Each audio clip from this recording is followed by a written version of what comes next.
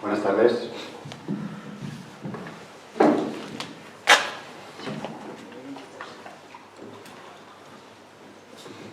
Ya buenas noches. Esto no es una indirecta para Honorio, ¿eh? Son cosas que él, cuando venía a los actos, que hace mucho que no vienes, eso también en el pecado está la penitencia. Porque si vinieses, sabrías que ahora nos hemos modernizado, europeizado, y que los actos los empezamos a las 7. Pero hoy sí vendrías. Hoy sí vendrías con las 7. Bueno, por nuestra parte, bienvenidos al Centro Asturiano.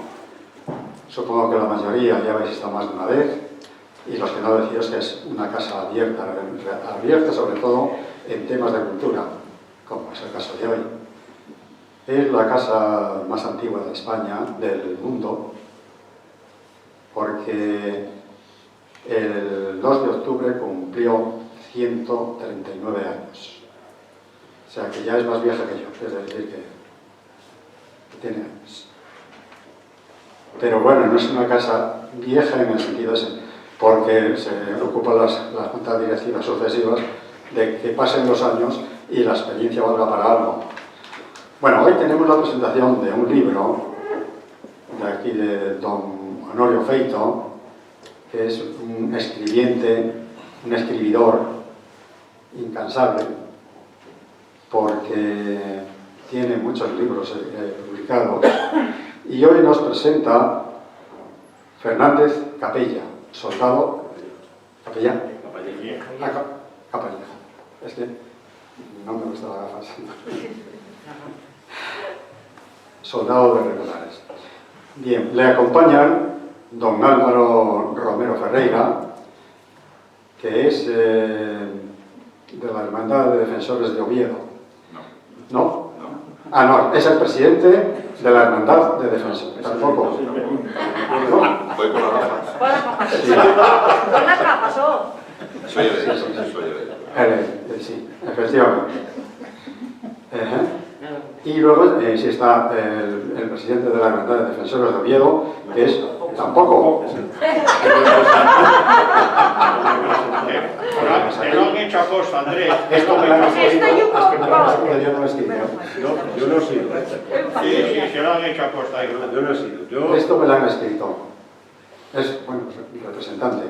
Pero será presidente con el tiempo, o sea que seguro. Bueno, naturalmente, don Benigno está a la derecha de la mesa y don Álvaro a la izquierda. Y aquí a mi lado, pues ya me conocéis todos. No voy a hacer la broma, el chiste ese barato, de que no le presento porque Honorio es impresentable. Ay, qué bueno. Sí. Y es verdad, ¿qué presentación podré hacer si le conocéis mejor que yo?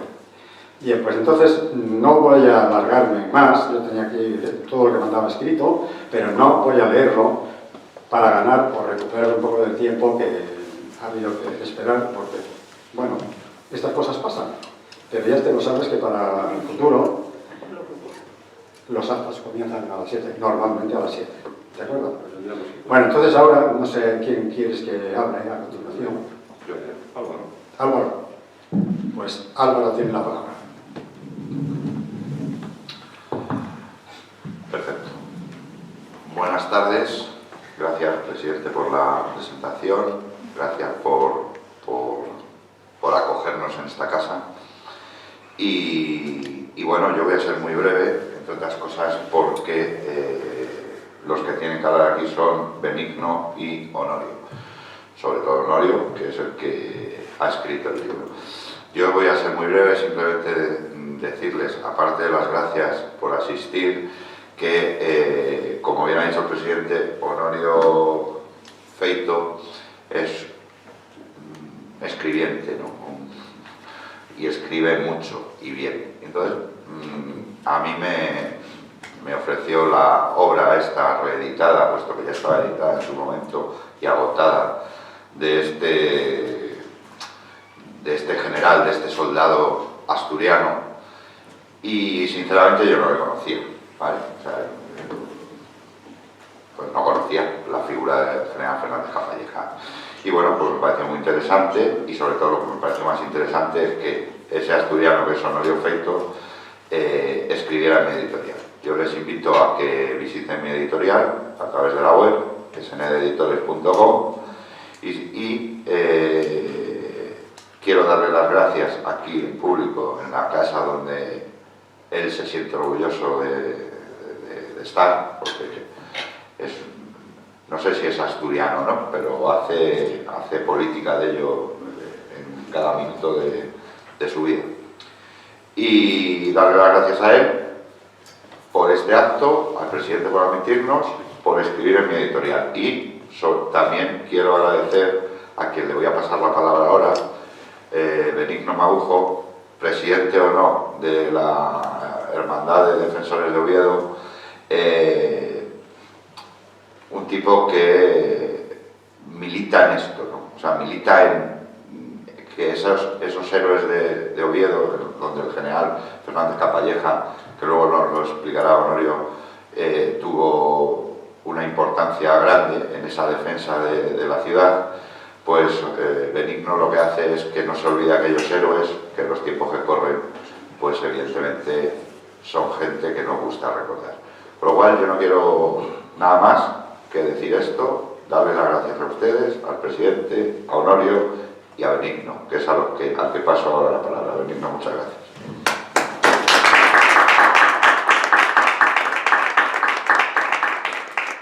Muy buenas tardes. Gracias a todos en primer lugar por la asistencia, que veo muchos amigos, con el permiso de licencia en general. Hay que dar las gracias en primer lugar a la casa que nos acoge, al Centro Asturiano. Hay muchos asturianos aquí, en la mesa hay 3 al menos. A Andrés, lamento la puñetada que te han hecho con los escritos.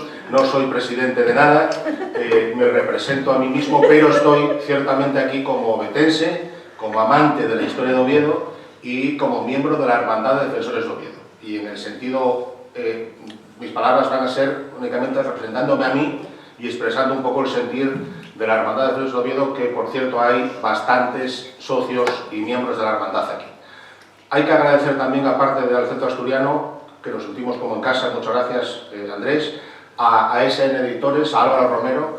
Él lo decía, les invito encarecidamente a que visiten la página de la editorial, SN Editores, porque hay elementos suficientes para un magnífico regalo de Navidad y de Reyes, del Niño Jesús, no de Papá Noel, permítanme que les diga, de Reyes en estas Navidades, porque es una editorial comprometida con la historia de España. Es una editorial que toca además todos los palos: biografías, política, historia contemporánea, historia militar, hasta el cómic últimamente. Es decir, hace de todo y está muy cuidada en la elaboración de los libros y realmente merece la pena.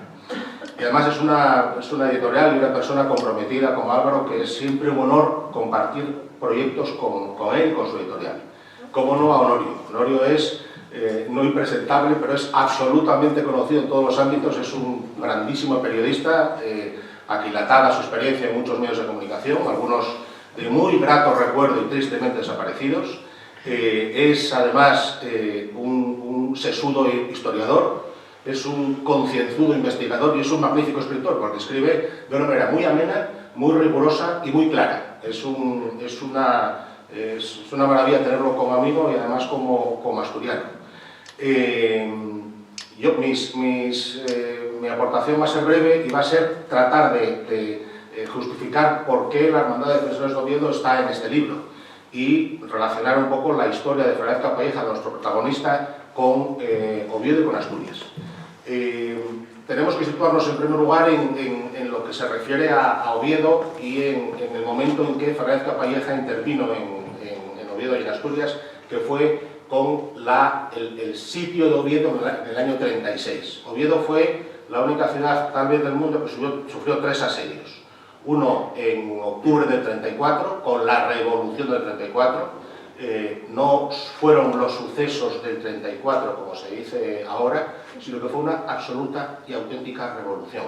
Fue un absoluto golpe de Estado contra la legalidad implantada que era la República, que obligó al presidente de la República y al ministro de la Guerra a reclamar la figura del general más señero en aquella época, que era el general Franco, para, a través de la Legión y de las tropas regulares, general Yagüe, tomar posiciones en Asturias y en Oviedo para frenar la insurrección que planteaba implantar, como sabe la historia, la verdadera historia de España, una república del proletariado.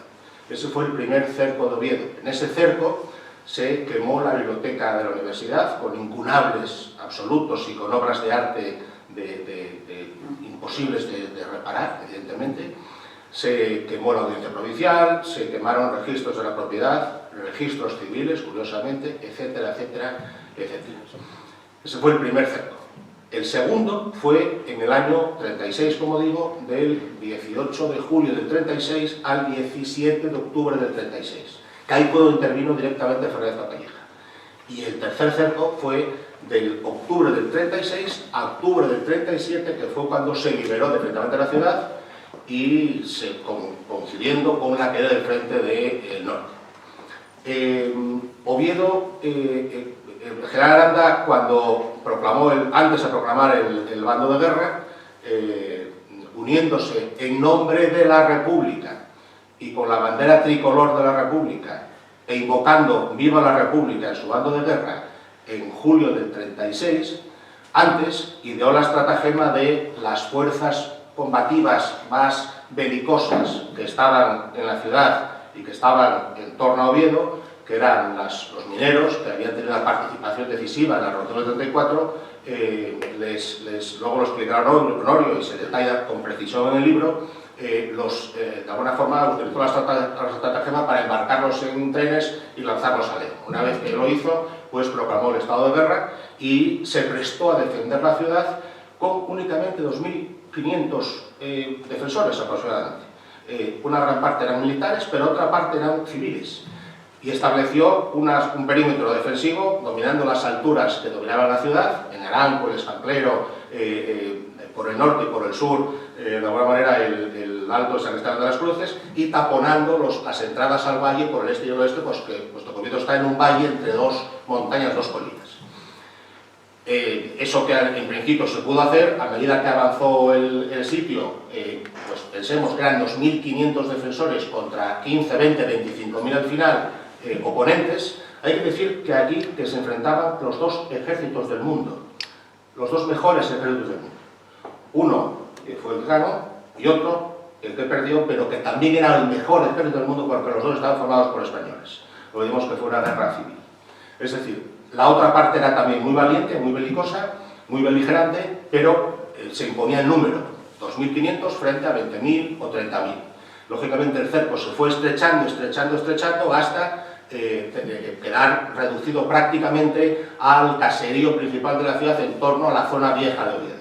Incluso el coronel Aranda trasladó su cuartel de mando al centro de Oviedo porque habían caído todas las posiciones alrededor en manos enemigas. ¿Quién defendió a Oviedo? Pues como decíamos, 2.500 personas básicamente.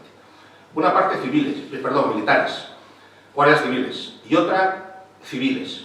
Estaban los voluntarios de Falange, estaban requetés, personas de derechas, de la CEDA, etcétera, etcétera. También estaban dos colectivos interesantes que eran los movilizados, que eran aquellas personas ya de una cierta edad, más o menos como yo, que no eran útiles para el servicio de armas, pero que los movilizaban para contribuir y defender, que desfilaban orgullosamente por las calles de Oviedo, haciendo alarde de que ellos eran también defensores y que eran movilizados, es decir, con un legítimo orgullo de combatiente. Y luego estaban también un elemento que hay que señalar, que era la jarca.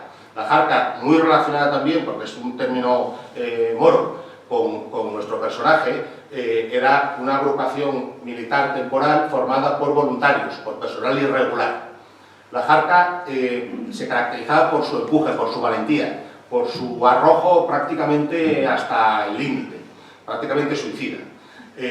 Nació, que el coronel Aranda le encargó al jefe de Falange local, que era Celso García Ulloa, que yo tuve el honor de conocer cuando yo era muy joven y él muy mayor, que organizase 60, 80 personas de Falange decididos pues a morir, básicamente. Cumplió el encargo y se formó la jarca, que llegó a 360 personas. De esas 160 personas, solamente supervivieron 16, que Aranda, ya general, las cogió para su guardia personal cuando montó su cuartel general como general. Y de los mandos de la Zarca, solamente sobrevivió uno. Es decir, imaginémonos pues el empuje que tenía aquella gente. También estaban al lado de los hombres las mujeres de Oviedo. Las mujeres de Oviedo, principalmente damas de la Cruz Roja, enfermeras, monjas, telefonistas, pero él tiene una anécdota, tiene investigado y escrito una anécdota muy bonita sobre las telefonistas de Oviedo, también condecoradas, que en algunos casos fueron condecoradas con las más altas condecoraciones militares, entre ellas la Cruz al Mérito Militar con distintivo rojo y además la medalla de campaña con distintivo de vanguardia, que es la que tiene las dos barras negras al lado de los colores nacionales, como por ejemplo fue Paz González Quirós Isla y otras muchas personas. Y además también, al lado de los hombres y las mujeres, defensoras de Oviedo estaban los quintacolumnistas, que había mucha población izquierdista, mucha población que simpatizaba con la República, pero que, viendo que era una guerra de supervivencia y que era una guerra de vivir o morir, pues se aprestaron en la defensa de Oviedo. No olvidemos, y por eso lo dije antes, que Oviedo tenía la lección aprendida, teníamos la lección aprendida del 34, que se entró a sangre y fuego y que Oviedo resistió y no fue conquistada. Pero se sabía que si no defendías la ciudad, no defendías el caserío, te iban a pasar a sangre y fuego, te iban a pasar a cuchillo, como sucedió en el 34. Es decir, que la lección estaba muy bien aprendida. En ese cerco de Oviedo, de julio a octubre, Oviedo sufrió 6.000 bajas por la aviación y por los bombardeos. El 8 de septiembre, fiesta de la Santina, que hay una imagen aquí muy bonita en el centro asturiano, que es la patrona de Asturias, la aviación republicana lanzó bombas incesantemente durante 17 horas, castigando todo el caserío de Oviedo. Lógicamente, en conmemoración de una fecha religiosa como era la fiesta de la Santina. 8.000 bajas. Se llevó a bombardear el hospital de Oviedo. El Museo de la Gesta de Oviedo conserva la Hermandad de Defensores, al que les invito a ir y al que les invito a hacerse socios. Consta la orden que da el comandante rojo, porque así se hacía llamar. No estoy hablando de historia, no estoy hablando de ninguna valoración subjetiva, esto es historia, son datos objetivos. Consta la orden que dice: el enemigo, reconcentrado en el hospital, hagan fuego de artillería. Se llegó a bombardear el Hospital Provincial de Oviedo y donde murieron muchísimos heridos y muchísimas mujeres, básicamente enfermeras y damas de la Cruz Roja que fallecieron allí. Oviedo, 6.000 bajas. En Huesca, por ejemplo, fueron unas 400. En Cabra, otras 400. En Cabra, un bombardeo republicano de una población que estaba fuera del frente de guerra, una población que no tenía objetivos militares y que se celebraba la patrona del pueblo, y donde la mayor parte de las 400 bajas fue en el mercado central, porque era un día de fiesta. En Guernica fueron 126. 126. Yo decía ayer, y lo repito ahora, que qué lástima que Oviedo no hubiese tenido un pintor para hacer un cuadro como el Guernica. Qué lástima. Pero los datos de la historia están ahí, y la historia es que no debemos manipularla, ni debemos reescribirla, ni debemos falsearla. La historia es esta. No, es que en la historia no hay más. La historia es así, no precisa ninguna postilla ni ningún adjetivo. Porque si disfrazamos la historia, mucho nos tememos que nos obliguemos a repetirla. Y debemos aprender de la historia. Bien, pues aquí aparece Fernández Capalleja, el 17 de octubre del 36, cuando ya no había solamente Aranda contaba, que ya era general, porque la aviación nacional le lanzó en paracaídas el fajín de general, le ascendió el generalísimo, contaba con apenas 500 defensores. No había víveres, no había ni luz, no había agua, había una epidemia de tifus tremenda. Y Oviedo estaba dispuesta no a capitular, a sucumbir. Aranda dijo: solo nos queda morir como españoles. Jamás Oviedo pensó en rendirse ni en capitular, pensó en sucumbir. Fue lo que dijo Aranda en una alocución a la población civil, a la población de Oviedo, a la escasísima población de Oviedo, que quedaba montando un grabófono, un altavoz en la batería de un coche, que dijo, solo nos queda morir como españoles y pasamos de ser Sagunto a ser Numancia. Y así se telegrafió a las columnas gallegas que avanzaban desde Grado.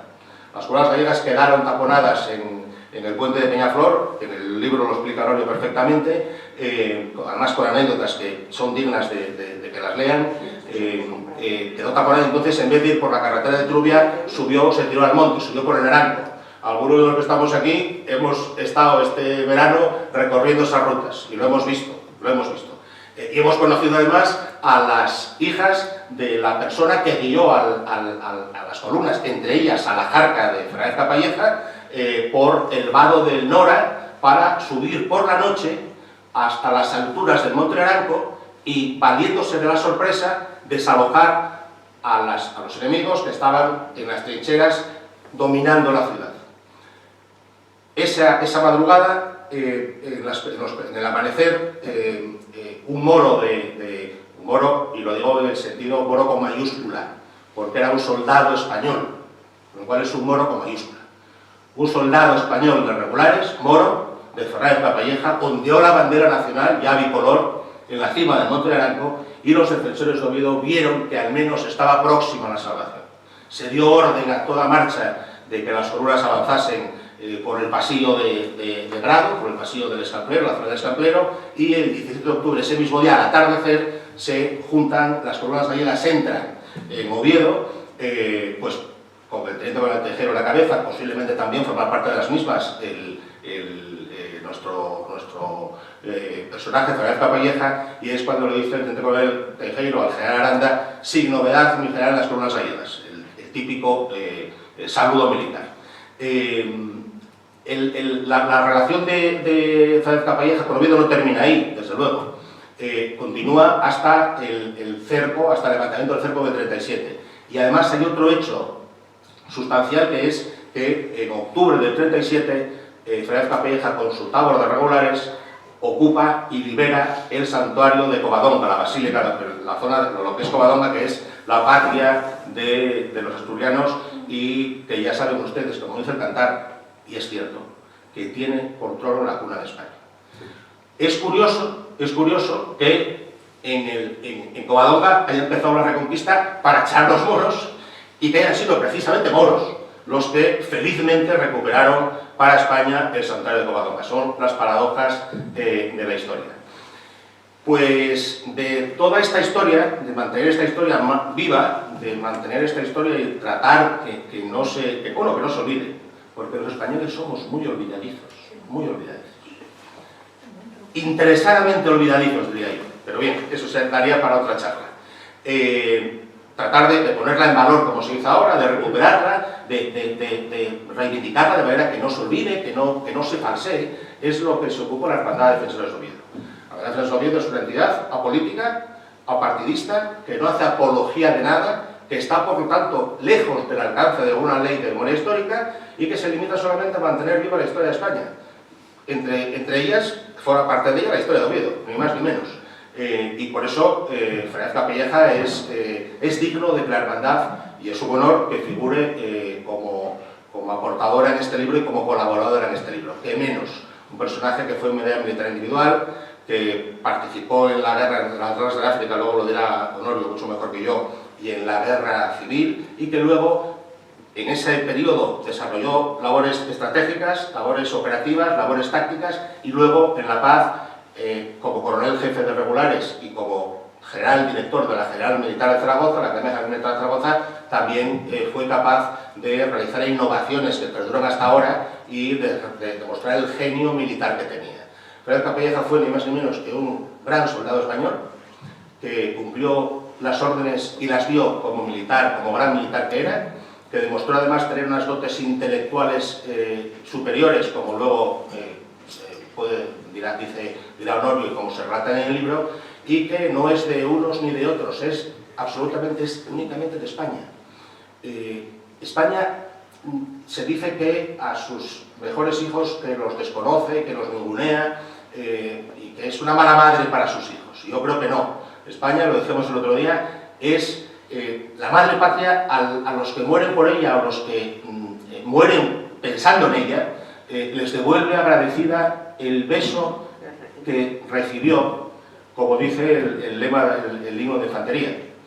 Otra cosa somos los españoles.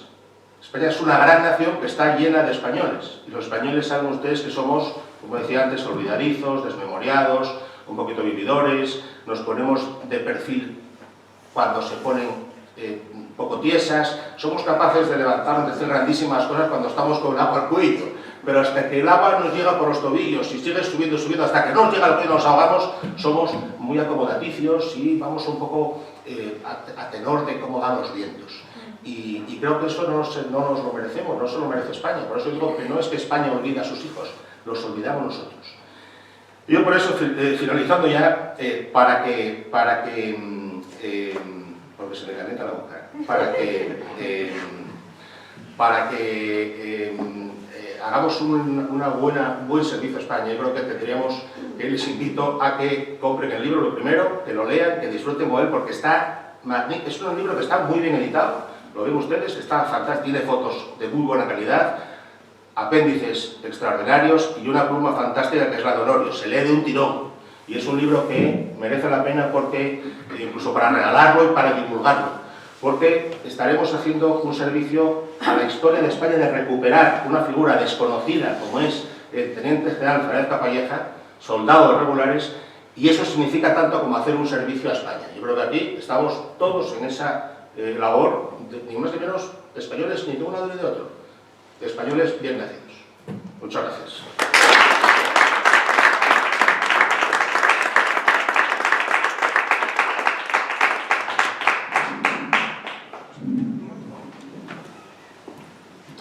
Buenas tardes. En primer lugar, pedir perdón por el retraso, que lógicamente pues, es producto de una confusión. Toda la vida acudiendo a las 8 de la tarde al centro asturiano, y para un día que me toca darle el bombo, pues resulta que me dejo el manubrio este pegar. Bueno, yo quisiera dar las gracias a todos por la asistencia. Son tiempos difíciles, estamos notando una baja asistencia. Yo la última vez que estuve aquí llené el salón, y esta vez estoy contento de ver la gente que veo, porque en otros actos anteriores hemos tenido menos asistencia de gente. Son tiempos difíciles y complicados, y yo creo que el esfuerzo de haber venido merece un agradecimiento por mi parte. Quiero entrar en materia enseguida porque yo tengo tendencia a enrollarme, y entonces, pero no es enrollarme, es que las cosas o se cuentan o no se cuentan. Si tenemos prisa, pues entonces no podemos estar aquí. Se puede estudiar la biografía del general Fernández Capalleja, yo creo que a través de dos sistemas. Uno es coger la hoja de servicios, que es abundante y copiosa, y empezar a leer cada una de las acciones en las que participó, y sin añadir nada nos sorprendería. Es impresionante.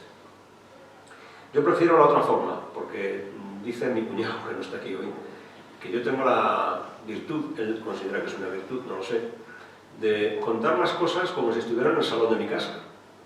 Hombre, yo siento que este es un poco el salón de mi casa, de mi otra casa, ¿no?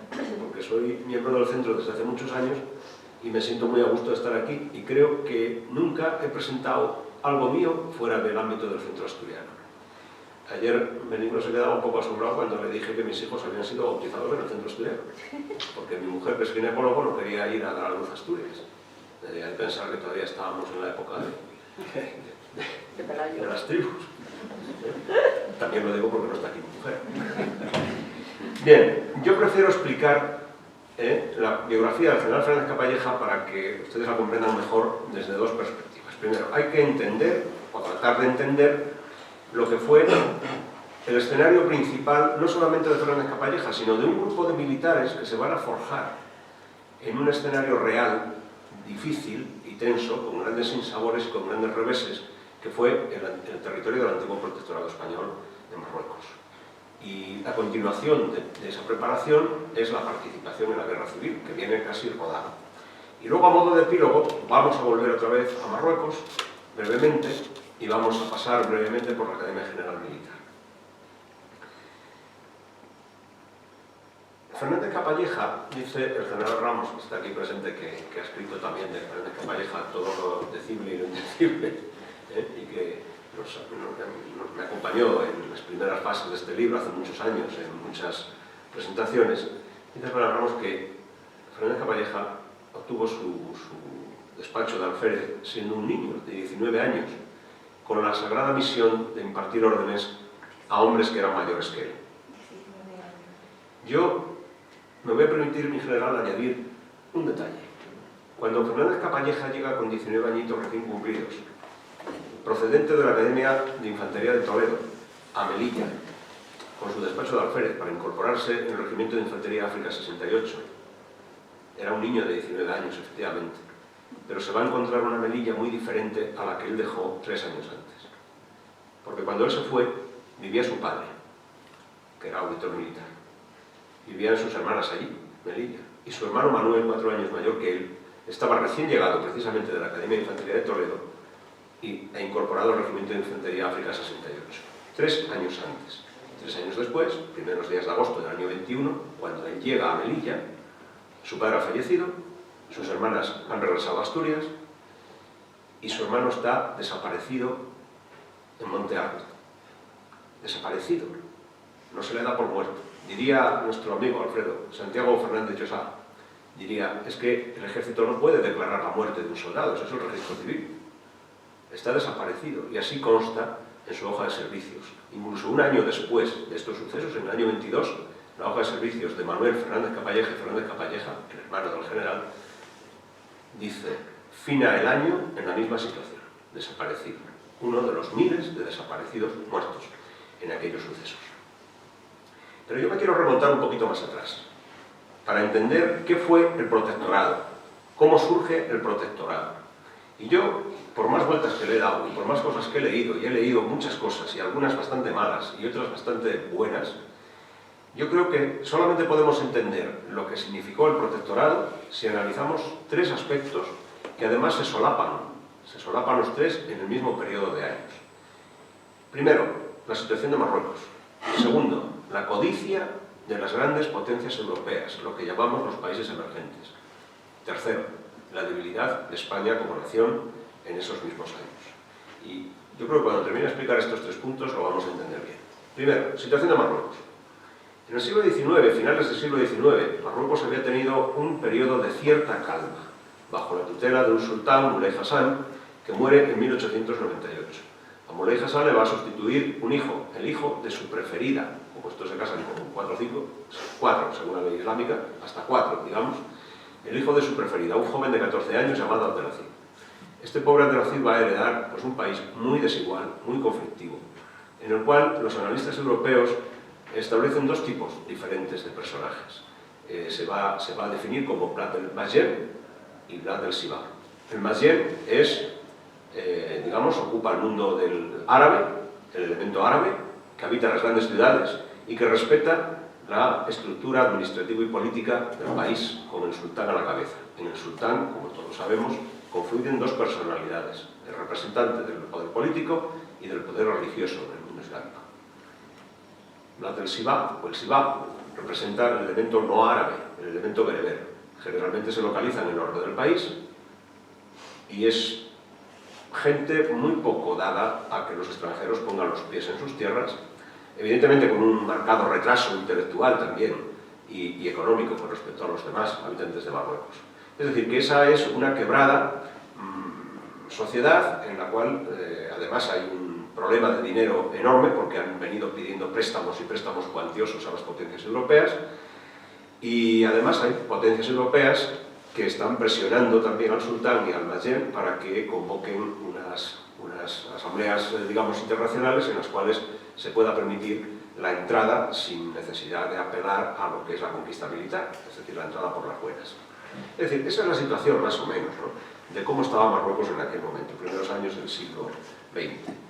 La codicia de las potencias está claro, las potencias buscan, lógicamente, extender su hegemonía a otros territorios. Ya sabemos que Francia, ya con Napoleón y luego con Napoleón III, a mediados de siglo, anhelaba un vasto imperio.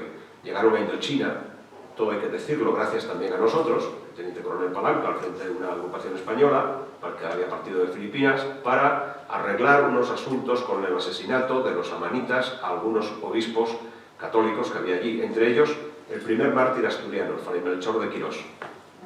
Entonces, un contingente de tropas españolas con el teniente coronel Palanca ayuda a los franceses a intentar dominar un poco el Imperio Amarita y Palanca entra con su gente española los primeros en Saigón. Los primeros que entran en Saigón son españoles.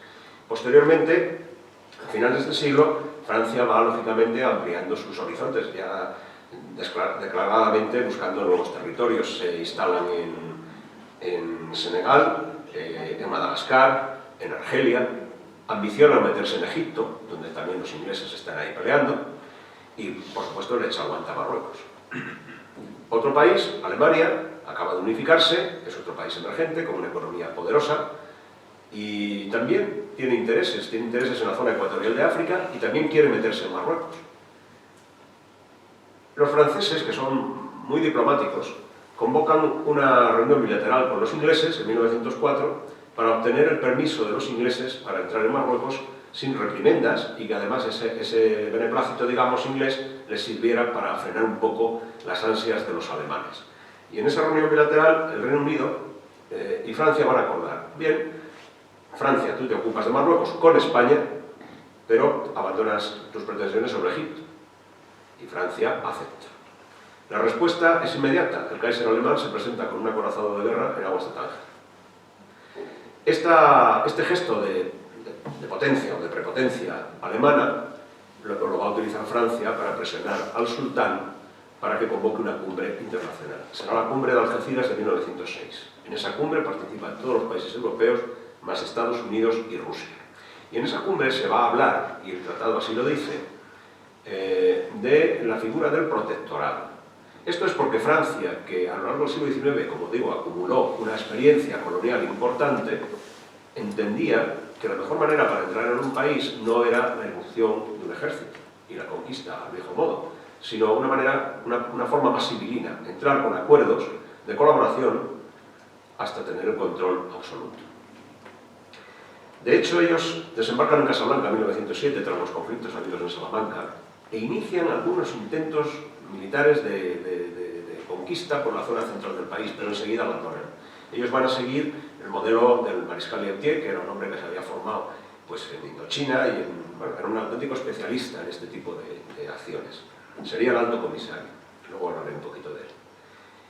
Bien, pues en esa cumbre de Algeciras se va a hablar de la figura del protectorado, no se va a implantar del todo, y en la cumbre de Madrid, que se celebra 6 años después porque la situación no mejora, ya definitivamente se va a aprobar el protectorado con el visto bueno de los alemanes, que a cambio van a pedir que cualquier potencia, cualquier país, cualquier nación pueda negociar libremente asuntos de comercio con los marroquíes. Es decir, que la presencia de Francia en Marruecos no impida el negocio de comprar minerales y lo que haga falta. Y como todo eso se lleva al acuerdo, pues en 1912 se pone en marcha el protectorado. Otro asunto que yo no voy a entrar porque nos llevaría tiempo es las diferentes y sucesivas reuniones que España mantiene con Francia para ver qué parte se adjudica cada uno. Y sinceramente no teníamos nada que ver ahí. Es decir, nosotros tuvimos que aceptar lo que nos dieron y punto. Voy al tercer punto. El tercer punto es la situación de España. Hombre, España había perdido las últimas joyas de su corona imperial en 1898. Puerto Rico, Cuba, sobre todo Puerto Rico, Filipinas y la isla de Guam, de la que nunca nadie se acuerda. Vivíamos una situación bastante caótica, con la crisis de política del antiguo régimen que ya estaba dando sus últimos coletazos, con un aumento de la presión sindical y de las manifestaciones, digamos, terroristas, con una quiebra social importante, con un alto nivel de delincuencia, con una baja autoestima, es decir, acumulábamos ahí una serie de problemas. Yo siempre busco una frase del secretario de Francisco Silvela, León Castillo, por cierto, antepasado familiar de nuestro actual alcalde de Madrid, de Martínez Almeida. León Castillo, discutiendo, valorando, reflexionando con Francisco Silvela, porque el tema de Marruecos no se nace de un día para otro, ya se viene hablando de tiempo atrás, y Francisco Silvela, no muy convencido de que España tuviera que estar en Marruecos acompañando a Francia en esa misión, y León Castillo le dice: señor, Europa estará en Marruecos con nosotros o sin nosotros, y en este último caso, contra nosotros. O sea que es evidente que España, para garantizar la seguridad de nuestras posesiones en África, tendríamos que formar parte de ese acontecimiento. Bien, en 1912 se pone en marcha el protectorado, se nos adjudica, porque es así, una zona de 22.000 kilómetros cuadrados en el pico norte del continente africano, del país de Marruecos. La descripción geográfica yo creo que es lo de menos, es un poquito más abajo del Arache por el Atlántico y casi hasta la frontera con Argelia por el Mediterráneo. Una zona étnicamente dividida en 4 grandes bloques que son los Aymara, los Begala, los Enajan y los Rifeños. 500.000 de habitantes aproximadamente, según se pudo establecer cuando se hizo el primer censo en el año 50. Los especialistas valoraron que por el censo del año 50, que arrojaba un saldo de unos 900 y pico mil personas, hacia el 1910, 1912, habría 500.000 aproximadamente. Una pobreza absoluta, un territorio cuajado de quebradas y de barrancos, donde es muy difícil cultivar nada, el hambre como denominador común, las enfermedades, el piojo verde y la tuberculosis, personas que tienen un promedio de vida de entre 45 y 50 años, muy poco o nada dadas a que el extranjero ponga los pies en sus territorios, la pobreza como máxima y el hambre, la hambruna. Y esto hace que estas gentes tengan que sobrevivir a costa de pegarse. O sea, se enzarzaban por cualquier tontería, herencias, mujeres, lo que fuera, y estaban continuamente guerreando. Existe una especie de opinión, de corriente de opinión, por parte de ciertos sectores de la izquierda, actualmente, que por ejemplo cuando hablan de los... esto es con ocasión del cementerio Moro de Barcia, que a mí este verano me decían en Asturias. Pobre gente, decía mi abuelo, que estos vinieron aquí engañados. Eran chavalitos de 14 años, adolescentes, que no sabían nada y que a los que les habían prometido el paraíso si morían, si hacían la yihad y morían en el paraíso, según, y las no sé cuántas miles de vírgenes por allí a disposición. Y yo digo, bueno, vamos a ver. Y además decían, pobrecillos, porque los oficiales franquistas les decían al ataque y tenían que salir de la trinchera y los matábamos nosotros, decía mi abuelo. Y dice, si no los matábamos nosotros, los mataban los oficiales franquistas. Vamos a ver. Aquí está el general Ramos, yo no voy a dar. Vamos a ver. El moro era un experto en la lucha, en la emboscada. Se emboscaban detrás de un risco sin más. Hostigaron permanentemente todas nuestras posiciones. Mentían a mansalva. Es decir, no eran ni adolescentes los que vinieron enrolados en los grupos de regulares, ni eran bisoños en el manejo de la guerra ni de las armas. Eran muy buenos soldados, eran muy disciplinados, y ese prejuicio que tenemos los asturianos, que ayer lo comentábamos, los asturianos, cuando nos hablan de los moros, somos como los gatos, se nos pone el pelo de punta, incluso yo que lo tengo. Es decir, todo lo que suena moro a nosotros nos pone... Pero vamos a ver una cosa, en nuestra toponimia hay muchas referencias al moro. Hay muchos pueblos que tienen, o incluso Villa de Moros en Valdés, es un apellido ilustre bastante, y una torre y demás. Yo no creo que el moro sea más desleal que el español, ni más cobarde que el español, ni más traidor que el español. El moro obedece a sus intereses como el español obedece a los suyos. Y la diferencia, probablemente, y aquí el general me corregirá luego, es que probablemente en África nosotros pagamos las consecuencias de ser una sociedad más avanzada, más aburguesada y más cómoda. Que probablemente eso se puede subsanar con un buen entrenamiento y con una buena mentalidad. Pero yo creo que muchos de nuestros soldados no tuvieron ese tiempo, y sobre todo muchos de nuestros oficiales tampoco se dieron cuenta o se percibieron del peligro. Luego hablaremos cuando los grupos regulares. Bueno, en esas circunstancias, España hereda un territorio y la primera y la más urgente necesidad era el control de ese territorio, porque era una exigencia. Nosotros llevábamos en África 500 años, es decir, para nosotros no era nada nuevo, ni el moro era algo nuevo, ni desconocido, no éramos de otro satélite que cayéramos allí, que encontráramos unas dificultades nunca vistas, ¿no? Nosotros llevábamos allí 500 años peleando con ellos, sabíamos cómo eran, pero con una misión diferente, preservábamos nuestras ciudades, nuestros territorios, nuestros intereses. Ahora esos territorios se habían ampliado, y había que entrar en territorios, por ejemplo, el Rif, en un 60% era inexplorado. De los 4 grupos étnicos que he dicho antes, los rifeños eran los más belicosos, los más difíciles, los menos fiables. 45.000, 50.000 personas pertenecían a la cabila de los Beni Urragel, que era la más poderosa, la de Abdelkrim. Las dificultades internas de Marruecos eran tan grandes que cuando un marroquí de otra zona viajaba al Rif, Lo primero que hacía era buscarse un pariente para que estuviera protegido. Y si no encontraba un pariente, pagaba una seguridad. Porque si no lo conseguía, lo más fácil es que le asaltaran y si lo ponía resistencia lo mataban y se acabó. La vida de un hombre no valía nada. El Mazien allí no había entrado. O sea, ellos no respetaban el Mazien. Es más, luego lo explicaré, es más, la única ley que se imponía era la que imponía el caid de cada una de estas cabilas. Y era una justicia basada relativamente en el Islam. Relativamente, porque ellos tampoco eran grandes observadores del Islam. Ellos eran señores que vivían en un ambiente medieval, tribal, donde aplicaban la justicia cada cabila tenía su territorio. España censó, me parece que entre 66 y 70 cabilas en toda la zona del protectorado, y en el RIF 18. La Avenida Israel, que he citado yo, la más peligrosa, la más grande. Los Beni Tuzin, los Beni Isaí, los Beni Ulisex, los Mocoya, los Tesamán, es decir, cantidad de grupos. Los Beni Israel ejercían una influencia sobre todos sus vecinos, además. No hay que olvidar que en estos años, en Marruecos, bueno, datos estadísticos, en los primeros 20 años del siglo XX en España hubo 32 gobiernos. Es imposible. Es imposible poner un plan de acción, no en Marruecos, incluso en la península. O sea, 32 gobiernos en 20 años. Es que no estaban ni 6 meses en el cargo. Y se iban porque había una crisis. Y el gobierno que venía priorizaba otro tipo de cosas.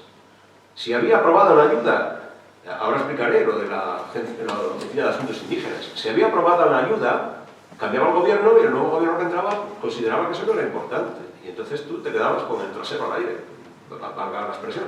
Es decir, ni hacías la carretera que les habías prometido, ni aquí te construías una carretera para poder acceder a algunos de los aduares de estas cabilas, pues con un mínimo de transporte. Es que con mulos, con ganado. O sea, 32. Altos comisarios, o sea, es decir, la estructura administrativa es el alto comisario, que es el gobernador, la persona que depende del gobierno de Madrid, que tiene la máxima autoridad en el territorio. Generalmente eran militares, hubo un civil que ni llegó a posesionarse del cargo. Y luego se nombró al general Berenguer como alto comisario civil. Bueno, altos comisarios, en 12 años hubo 11. Los franceses, en 13 años tuvieron uno solo, el mariscal Liotti, que además era un experto en los asuntos coloniales. No era cualquiera que pilla por un pasillo y le dice, oye tú, venga, ya. No, usted sabía de qué iba y él hizo una buena labor. Luego lo relevaron por una derrota también, ¿no? Es decir, esa es la situación, más o menos, que España encuentra en el protectorado. El interés y el objetivo de los españoles desde el primer minuto era entrar en eso que el mariscal Liotti había definido como un avispero, que era el RIF. Entrar en el RIF, controlar el RIF. Hay otro factor, que es el factor económico. Es decir, el moro no era partidario de que ningún extranjero español, bueno, concepto que tenían los moros de los españoles. El moro decía, el inglés pega y paga, el francés pega pero no paga, y el español ni pega ni paga. Ese es el concepto que tenía. Bueno, el alto comisario, he dicho, era el gobernador, que dependía directamente del gobierno. La Oficina de Asuntos Indígenas era un organismo en el que formaban parte personal civil, personal militar, incluso indígenas. El mismo Abdelkrim trabajó para la Oficina de Asuntos Indígenas a las órdenes del coronel Riquelme durante 7 años. Había dos acciones a ejecutar, la acción política y la acción militar. La acción política consistía en, lógicamente, el acercamiento a las cabilas. Este acercamiento, en la Oficina de Asuntos Indígenas, se estudiaba, más o menos, con los contactos que había, pues había una cabila que más o menos parece que estaba en línea, bueno, pues se le proponía al alto comisario, el alto comisario aprobaba la operación y se desplazaba un equipo que formaban miembros de la Oficina de Asuntos Indígenas con la policía indígena y una pequeña guarnición militar, bueno, de escolta, pero pequeña. Bueno, llegaban al aduar o a la aldea donde estaban los representantes, digamos que el grupo de notables se reunía en una asamblea que se llamaba la Yemá, y en la Yemá pues, les decían, oye, como tenéis ahí unos pozos de agua, mira, hemos pensado que os podemos hacer una fuente aquí en mitad de la plaza, os podemos poner un abrevadero para el ganado ahí abajo, vamos a construir una carretera de 4 metros para que tengáis mejor acceso a la aldea, incluso por la parte de atrás, para que tengáis salida, y le vamos a pagar al CAID 200 pesetas. Yo he leído varias cosas referente al dinero que se pagaba. Los franceses, lo más que llegaron a pagar a sus colaboradores al cambio eran unas 225 pesetas. España, por ejemplo, al padre de Abdelkrim le llegó a pagar hasta 300 pesetas al mes, que era mucho dinero, que era mucho dinero. Bueno, si los santones estos de la llamada decían que sí, que estaba bien, pues nada, se informaba al alto comisario y se procedía pues a hacer las obras, los ingenieros militares, me imagino, pues a hacer las obras que se habían aprobado. Si decían que no, oye, mira, no me convence, no quiero que vengáis por aquí, no pongáis aquí los pies, no, es que no quiero. Pues entonces se informaba al alto comisario, el alto comisario informaba al ministro de la Presidencia y supongo que deliberaba con el Consejo y a través del ministro de la Guerra se informaba al alto comisario y a su vez al comandante general de la plaza, porque España puso 3 comandantes generales, Ceuta, Melilla y Larache. Luego Berenguer unificó Larache con Ceuta, quedarían 2, Melilla y Ceuta. Bueno, pues le encomendaba al comandante general de Melilla, oye, pues mira, hay que hacer una acción militar porque estos no trajan. Y como el objetivo era entrar sí o sí, porque había que entrar a controlar, porque de eso se trataba, no he dicho que el estatus de protectorado, por definición, es una colaboración, donde un país más desarrollado presta una ayuda a un país menos desarrollado, o en vías de desarrollo, o subdesarrollado. Y para que ese efecto funcione, tiene que haber acuerdo por las dos partes. El problema de España es que no encontró, así como Francia sí encontró ciertos apoyos en su protectorado, España no encontró, en la zona esta del Rif, no encontró absolutamente ninguno. Cuando se abre un poquito el Rif y se abre a otro tipo de cosas, cuando la cantidad de agentes, espías, apoderados de intereses de las concesiones mineras, van ofreciendo dinero y van intentando convencer, por ejemplo, a los mineros rebeldes, que pisaban un suelo que escondía un tesoro infinito, con el cobre, el hierro y algo de estaño. Entonces ahí empieza la codicia del moro, y la codicia del moro le lleva a parcelar sus tierras y a venderlas a representantes de estas empresas. Yo leí hace años unas memorias, yo diría, iba a decir inéditas, no son inéditas porque ya se han publicado. Las ha publicado parte de un periodista, no me acuerdo el nombre, allá por los años 60, periodista muy conocido. Y luego yo mismo he tenido ocasión de verlas y también he publicado parcialmente. Honorio Riesgo García, del que yo di una conferencia aquí en el centro, fundador de la empresa Riesgo, hijos de Honorio Riesgo, etc., tiene unas memorias manuscritas en las que él cuenta que su amigo Clemente Fernández es el hermano uno de los fundadores de Pescanova.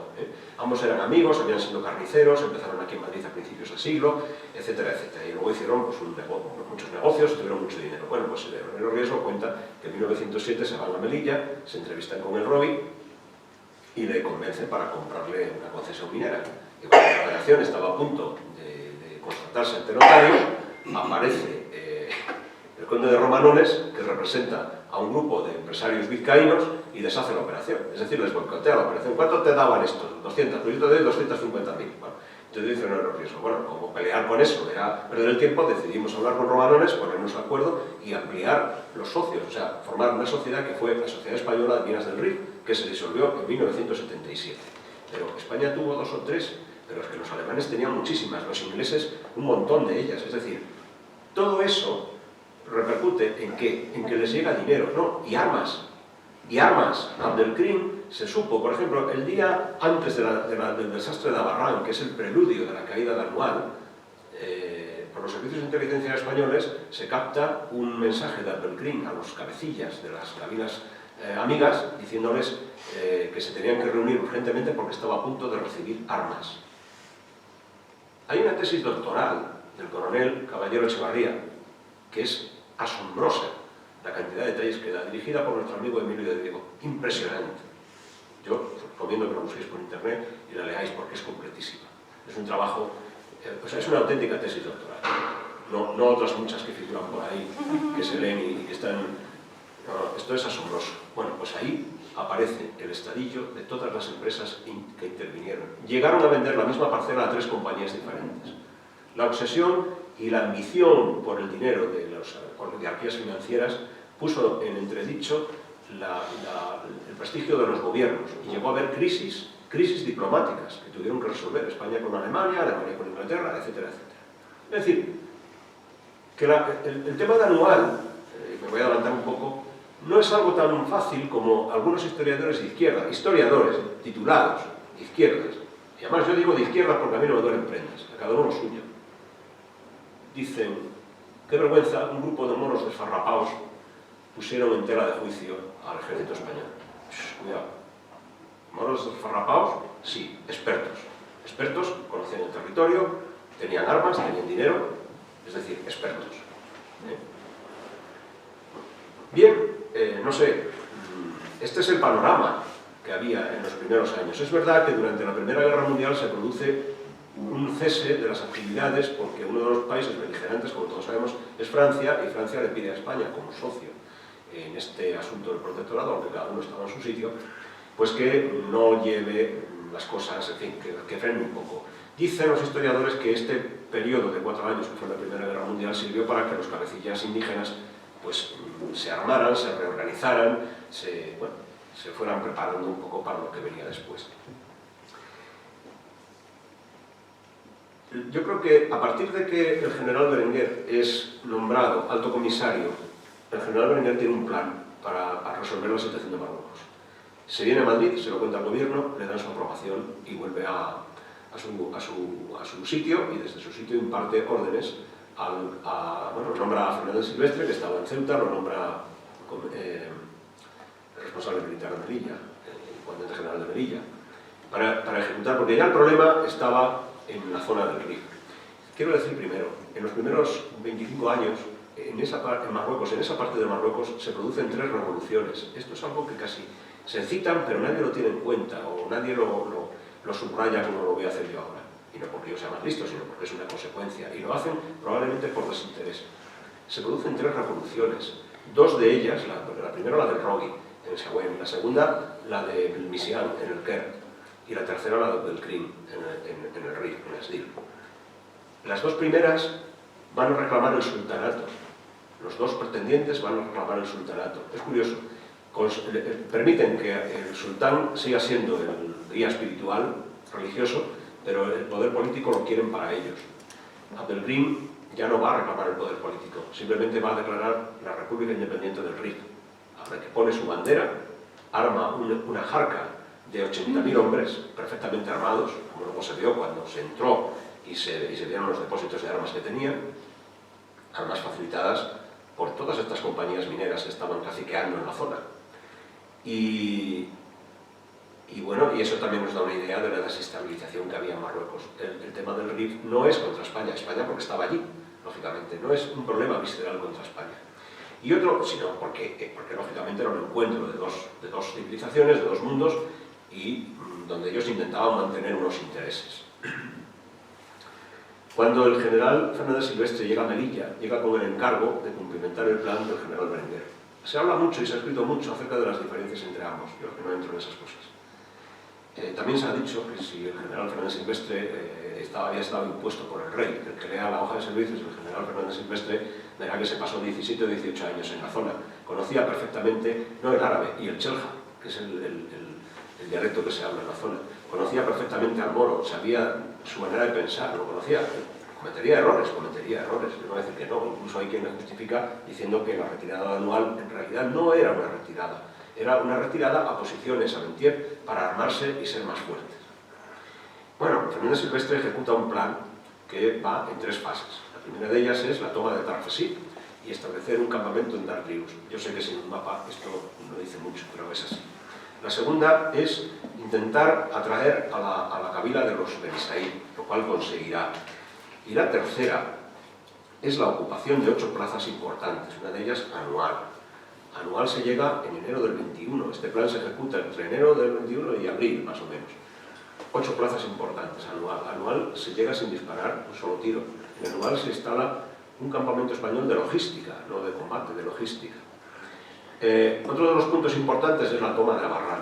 Otro río de tinta, de cantidad de interpretaciones sobre si el comandante Villar de la policía indígena era apto o no era apto para desempeñar esa misión. A ver, el comandante Villar ejecuta lo que le mandan, es decir, se va a anual, le van a facilitar una columna de 1.500 hombres y casi 500 mulos, que son el ganado que tenía el regimiento Ceriñola, para transportar todo lo que tenía que transportar. Se trataba de llegar a Barrán, porque Barrán era otro punto estratégico para ir penetrando ya en la zona, digamos, difícil. Barrán está a 500 metros sobre el nivel del mar, y desde Anual a Barrán hay 9 kilómetros con una visibilidad perfecta. Es decir, que era pues un control sobre toda esa zona, Zumar, Iberibén, toda esta zona. Un control visual, claro. El problema es que, según los servicios de inteligencia, la cabila de los Tesamán, que estaban entre Pinto y Valdemoro, pero Abarrán estaba en su territorio, digamos que disponían de una jarca de 400 hombres, teóricamente amiga de los españoles.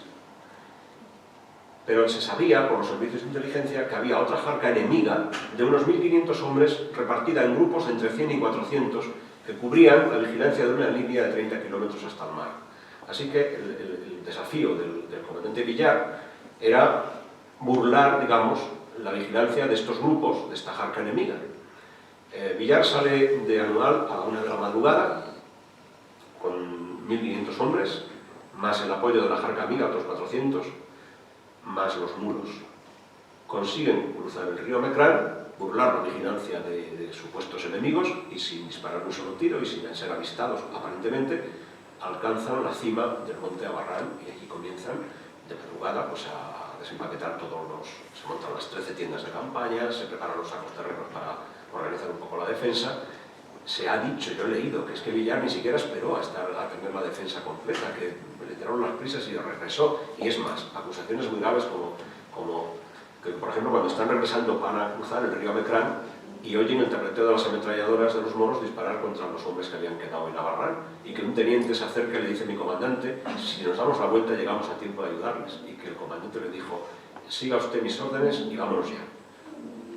Yo no sé de dónde salen esas informaciones. Lo que parece ser que ocurrió, por testimonios más en la línea de la lógica y de lo normal, es que pasa lo siguiente. La jarca de 400 hombres que acompañaba a la columna del comandante Villar regresa, una vez que han dejado todo en Abarrán y quedan 300 hombres de guarnición, regresan con él hasta el río Mecrán. Y esto lo ven desde Anual. Y allí se despide. Y la jarca regresa al monte Abarrán. Parece ser que a pedir munición para los Remington. Claro, cuando llegan, ¿qué ocurre? Que están siendo, bueno, ya empieza el ataque de la jarca enemiga, y estos, en lugar de ponerse a los españoles y defenderlos, desafectan y se pasan con el enemigo. Se ha echado en culpa al comandante Villar de no haber dejado suficientes hombres en Abarrán, pero vamos a ver, según lo que se sabía, 300 hombres más 400 de la jarca son 700. Son suficientes para repeler un ataque de, como mucho, los 1.500 que se dice que había en la jarca enemiga. Luego se supo que el servicio de inteligencia había fallado. Es decir, la jarca enemiga no eran 1.500 hombres, eran 3.500 hombres. Así que 3.500 más los 400 que desafectan, pues son 4.000 contra 300. Los combates empezaron hacia las 12 y pico de la mañana y a las 5 de la tarde habían acabado.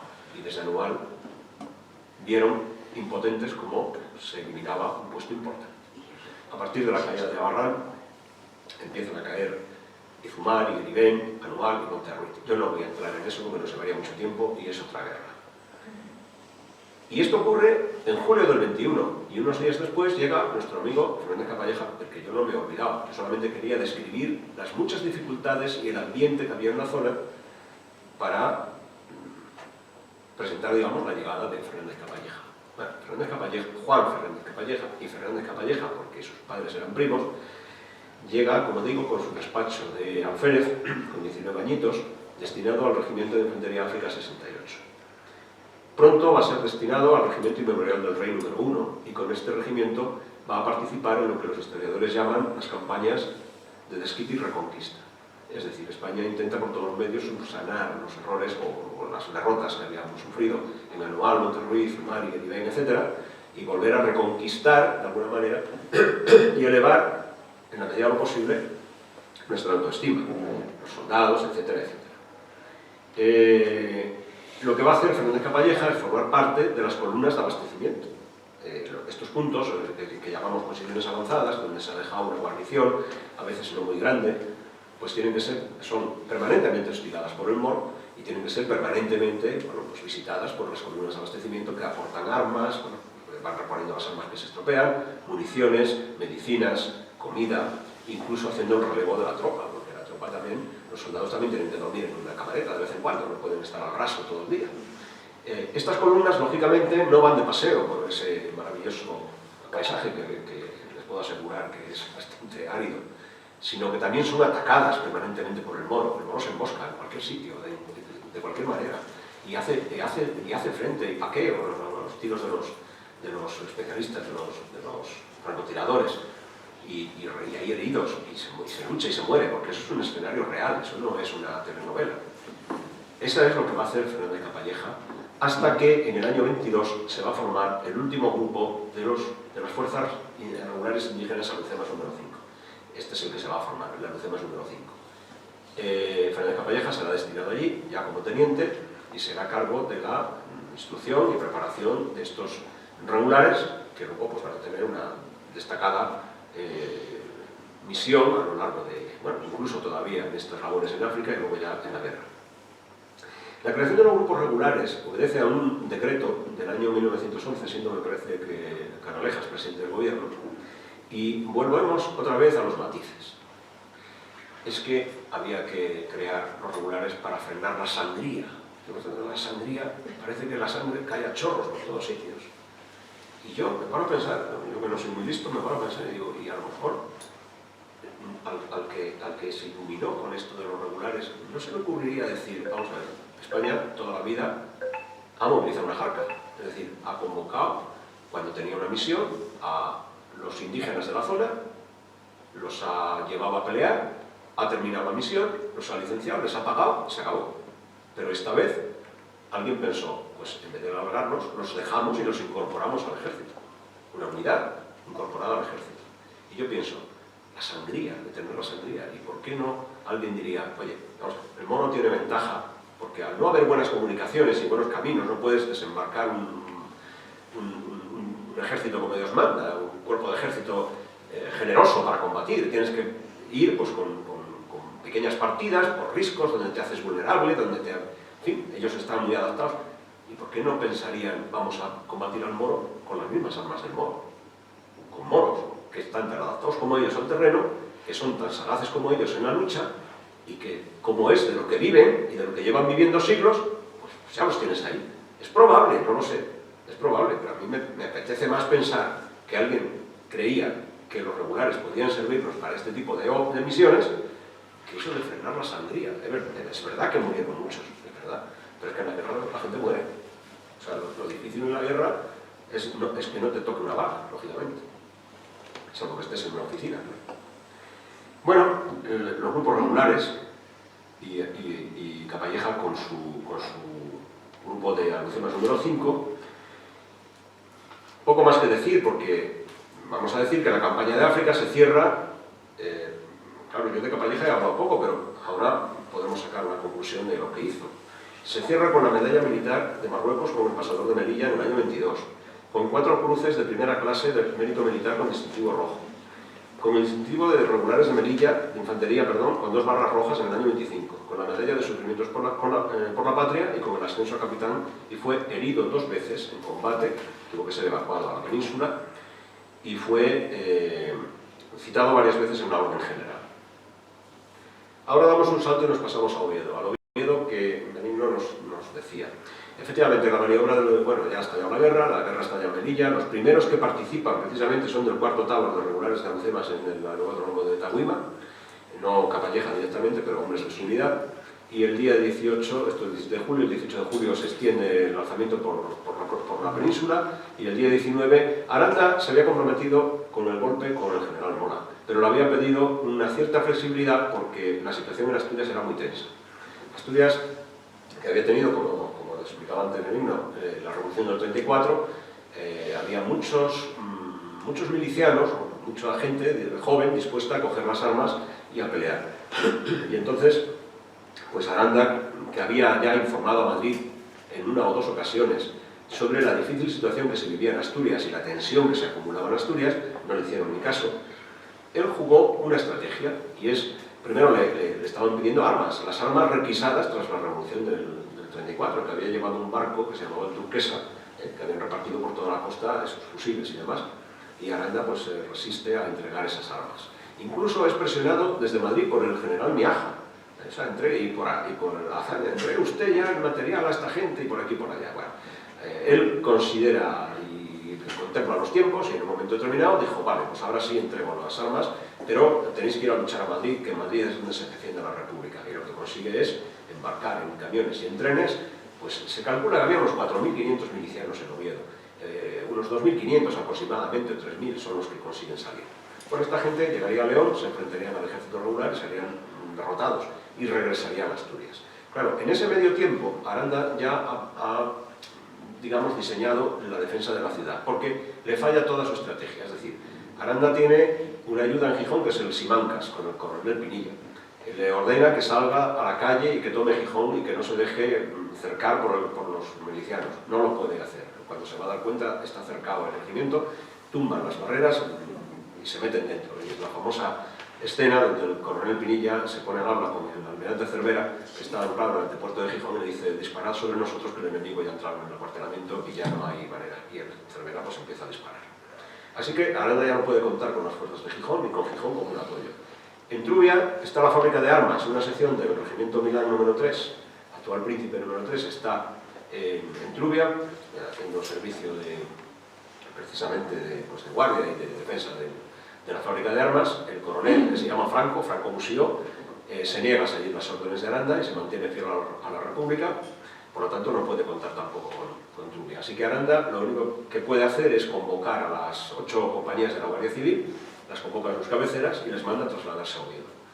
Esta gente llega a Oviedo y en Oviedo pues una mezcla entre civiles, militares, falangistas, algún carlista que habría por ahí también, y las guardias de asalto que maneja el comandante Caballero. Figura muy enigmática y muy interesante de estudiar, el comandante Caballero, ¿verdad? Porque los meses previos yo he seguido un poco su hoja de servicios y desaparece. Está en Zaragoza, desaparece otra vez.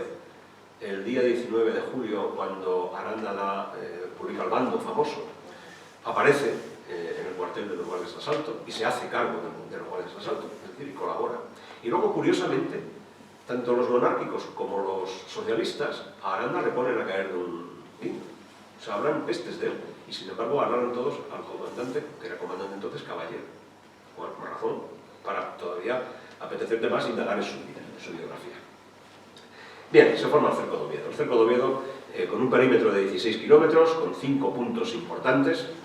Yo no los suelo leer porque la gente que no conoce Oviedo le da lo mismo, pero bueno, aquí como estamos en el centro asturiano, lo vamos a leer. Nada, son la Cadellada, Pando, Canto, Buenavista y el cementerio. 5 puntos importantes. A mí me salen 3.200 hombres, según las investigaciones que yo he visto, para la defensa, y según Aranda, otros tantos en el cinturón exterior. Ese cinturón exterior, claro, se fue incrementando, porque los derrotados en León se fueron uniendo a ese cinturón. Digamos que los republicanos gozaban y tenían una buena disposición de artillería y tenían aviación. Y efectivamente, como ha dicho Benigno, durante 3 meses Oviedo fue una ciudad atacada, bombardeada insistentemente, y no solamente con bombas, sino con amenazas, que muchas veces también hacen su papel. Yo tengo un mando por casa, ¿no? Es espeluznante leerlo, porque claro, dice, si yo soy un defensor de Oviedo y esto se rompe, cuando entren aquí nos pasan a cuchillo a todos uno por uno. ¿Verdad? Bien, lo cierto es que no llegaron a entrar. El perímetro se redujo en 5 ocasiones, creo, y se llegó ya pues, a los caseríos centrales y se luchaba ya cuerpo a cuerpo en muchos casos. ¿Qué ocurre con Oviedo? Yo creo que en la guerra civil hay muchos escenarios muy curiosos para su estudio, pero yo creo que hay 3 que sobrepasan un poco o que llaman un poco la atención. Uno de ellos, en cuanto a lo que es la defensa, la fe en la defensa, la voluntad de defender, de no morir, ese es un rasgo muy español. Es un rasgo muy nuestro, o sea, tendremos todos los defectos que tengamos, pero si todo el español le das un fusil y le pones en la puerta y dices aquí no pasa ni el lucero al alba, y ahí no pasa el lucero al alba. O sea, yo he hecho el servicio militar como soldado borraso, ¿no? O sea, y ahí no pasa ni el lucero del alba, eso es así. Bueno, pues estos 3 escenarios son el Alcázar de Toledo, evidentemente, el santuario de Santa María de la Cabeza, que al final sí consiguen entrar, pero es que, hombre, que no era un santuario, no era un castillo, ni era una torre de defensa, pero les costó lo suyo, y Oviedo. Las fotografías de Oviedo son comparables, y creo que no exagero, salvo por la dimensión de la ciudad, a las de Berlín. O sea, Oviedo quedó en la estructura esquelética de los edificios de la ciudad. En un solo día se produjeron 129 muertos, más que en Guernica. Nuestro amigo José María García de Tuñón escribió un artículo memorable que decía: Oviedo no tuvo su Picasso. Yo hubiera preferido que no pintaran el Guernica, porque es un cuadro apestoso que además no tiene nada que ver con el bombardeo de Guernica. Era un homenaje a un torero y a este le dijeron algo, sacó por ahí que tenía en la trastienda algo y eso se ha convertido en un estigma. Oviedo se convirtió también en un estigma. Es decir, para los nacionales, en una provincia roja por naturaleza, que la capital se mantenga contracorriente, poder mantener ese empeño en defenderla, para los nacionales se convierte en un objetivo. Y para los republicanos se convierte también en un objetivo. O sea, no podemos consentir que en todo este panorama esta ciudad resista, y resistió. Brevemente, ¿cómo se pone en marcha la ayuda? La ayuda se pone en marcha a través de las llamadas columnas gallegas desde Lugo. El general Mola sabía que desde León no se podía asistir a Asturias porque no había fuerza suficiente y confiaba que en Galicia se recompusiera la fuerza de alguna manera, y una vez que Galicia ya hubiera dado el salto, desde ahí poder ayudar. Yo, como soy de la zona, lo conozco muy bien, pero los que sois asturianos también y los que no son asturianos muy fácil. Desde Lugo, por la carretera de la costa hasta Canero. En Canero se desvía hacia el puerto de La Espina y desde La Espina se llega a la zona central de Asturias, se pasa a la Cabruñana, Salas, la Cabruñana y se baja a Grado. Eso de un tirón. No fue fácil.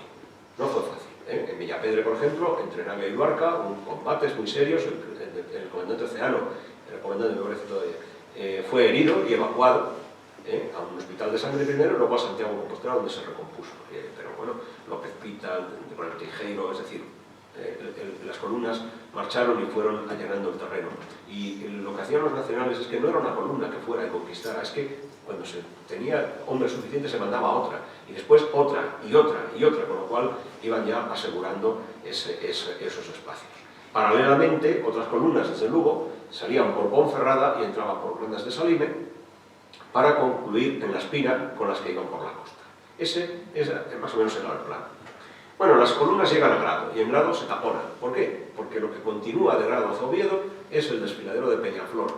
En la época de los romanos, los astures apedreaban a la retaguardia de la columna romana y les hacían bastantes estropicios. En la época de Napoleón, el mariscal Bonet, me parece que era el que estaba hablando de Asturias, también sufrió varias consecuencias graves en esa zona. Es decir, una zona angosta, bien tomada por los republicanos, con mucho personal y bien armados. Es decir, muy difícil de traspasar.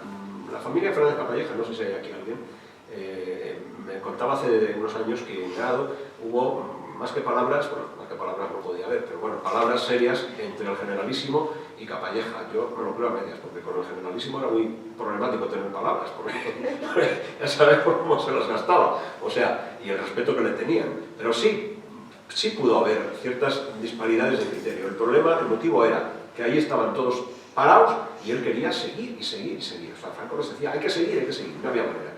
¿Qué ocurre? Un hecho circunstancial. Los republicanos proceden a la voladura de todos los puentes que había sobre el Nalón. Para situarnos, tenemos la carretera en dirección a Peñaflor y el Valle del Trubia, a la izquierda el Nalón y a la derecha pues, los montes angostos y altos, Máscoles, Yes, toda esta zona. Y bueno, y habían intentado, Capalleja intentó tomar y tomó algunos de los puntos, pero luego los desalojaron, es decir, que no era fácil. Bueno, ¿qué ocurre? Vuelan todos los puentes, pero no vuelan el de Peñaflor. No sabemos por qué. Fallaría la mecha, estaría húmeda, o el dinamitero no estaba inspirado. Ese puente quedó intacto. Y los nacionales aprovecharon ese paso para cruzar a la margen derecha realmente, viendo el río desde su nacimiento, margen izquierda, según lo vemos en Camino de Oviedo, y por esos concejos, que es las Regueras, llegar hasta el Escamplero. Bueno, se toma al asalto las trincheras ocupadas por los republicanos, Capalleja y su tabor, y otro. Él iba con una agrupación, porque era el cuarto tabor regulares de Alcemas, y me parece que había medio tabor de otras unidades regulares de Tetuán o de Ceuta, no me acuerdo muy bien ahora. Bueno, pues con estos hombres toman al asalto, evidentemente, las trincheras, ponen al enemigo que abandona mucho material de guerra y consiguen llegar al Pico del Paisano. Entonces, en la tarde del 17 de octubre, un moro sube con la bandera de España y hace blandir la bandera para avisar a los habitantes de Oviedo que los nacionales están en las puertas. Es circunstancial. Y yo ayer le decía a Benigno, con la manía que nosotros a los asturianos les tenemos a los moros, que fuese un moro el que anuncia la llegada a los nacionales. Y pienso que no fue gratuito, se hizo a propósito, porque si hubiera sido un español, los ovetenses hubieran podido pensar, esto es una trampa de estos que lo que quieren es que nos relajemos para zumbarnos la badana. Pero como se sabía que los moros estaban luchando en el bando nacional, no ofrecía dudas ver a un moro con sus zaragüeyas y su tarbús y no sé qué, agitar la bandera. Bien, esto es el inicio, se libera Oviedo, se establece una franja muy estrecha, el cordón umbilical que decía el Ricardo de la Cierva, de apenas 1 kilómetro de ancho en muchos sitios, muy débil para mantenerse, pero que sin embargo se mantuvo con la España nacional, que lo representaba Galicia, y con toda la España nacional ya que era todo el occidente de Asturias. Se aprovechó a sacar a los enfermos, se aprovechó a introducir medicinas, se fortaleció ese cordón umbilical, no se interrumpió ya nunca más. Pero la batalla continuaba, porque luego viene la campaña del Escampero, que va a durar hasta marzo del año 37. Capalleja participará en algunas acciones. Es más, pierde casi la mitad de su tamo en estos combates. Es decir, que ahí se estaba peleando duro y se moría, nada de paseos. Voy ya más deprisa. La siguiente misión que le encargan es trasladarlo con su unidad a la zona del País Vasco, donde se va a enrolar ya no en las columnas gallegas, sino en las brigadas navarras. En la 5ª Brigada Navarra, que me parece que mandaba García Baliño, hablo de memoria, se incorpora ahí y entonces pasa igual, hay que entrar en Bilbao. Bilbao estaba cercada, pero no por milicianos, estaba cercada por un cinturón de hierro y hormigón que los ingenieros vascos habían fabricado para preservar la ciudad de los nacionales, lógicamente si llegaban. Y bueno, la estrategia, había que salvar un obstáculo que era el Monte Soyuve, tomado por los batallones vascos, atrincherados también en diferentes cotas, no era fácil, y luego una vez que si conseguías pasar ese obstáculo, llegabas ya pues, a la península de Machichaco, Guernica, Ricalumbo y ya acceder a Bilbao. Bueno, el mando le encarga a Fernández Capalleja, que ya era teniente coronel, que diseñe una estrategia para ocupar las trincheras. La estrategia era muy fácil, salir a las 9 de la mañana con hombres dispuestos a morir, es que no hay otra. Y consigue, yo iba a decir, cae sobre las trincheras, no cae porque no venía de arriba, venía de abajo. Desaloja a los batallones vascos, a los famosos gudaris estos, y consigue el control para el Ejército Nacional. Él dormirá el día 10 de agosto en Bilbao, en el Ayuntamiento de Bilbao, como anécdota. Posteriormente participa en varias acciones más. Voy a ver si las resumo para no tener que contarlas, porque si las cuento entonces podemos estar aquí.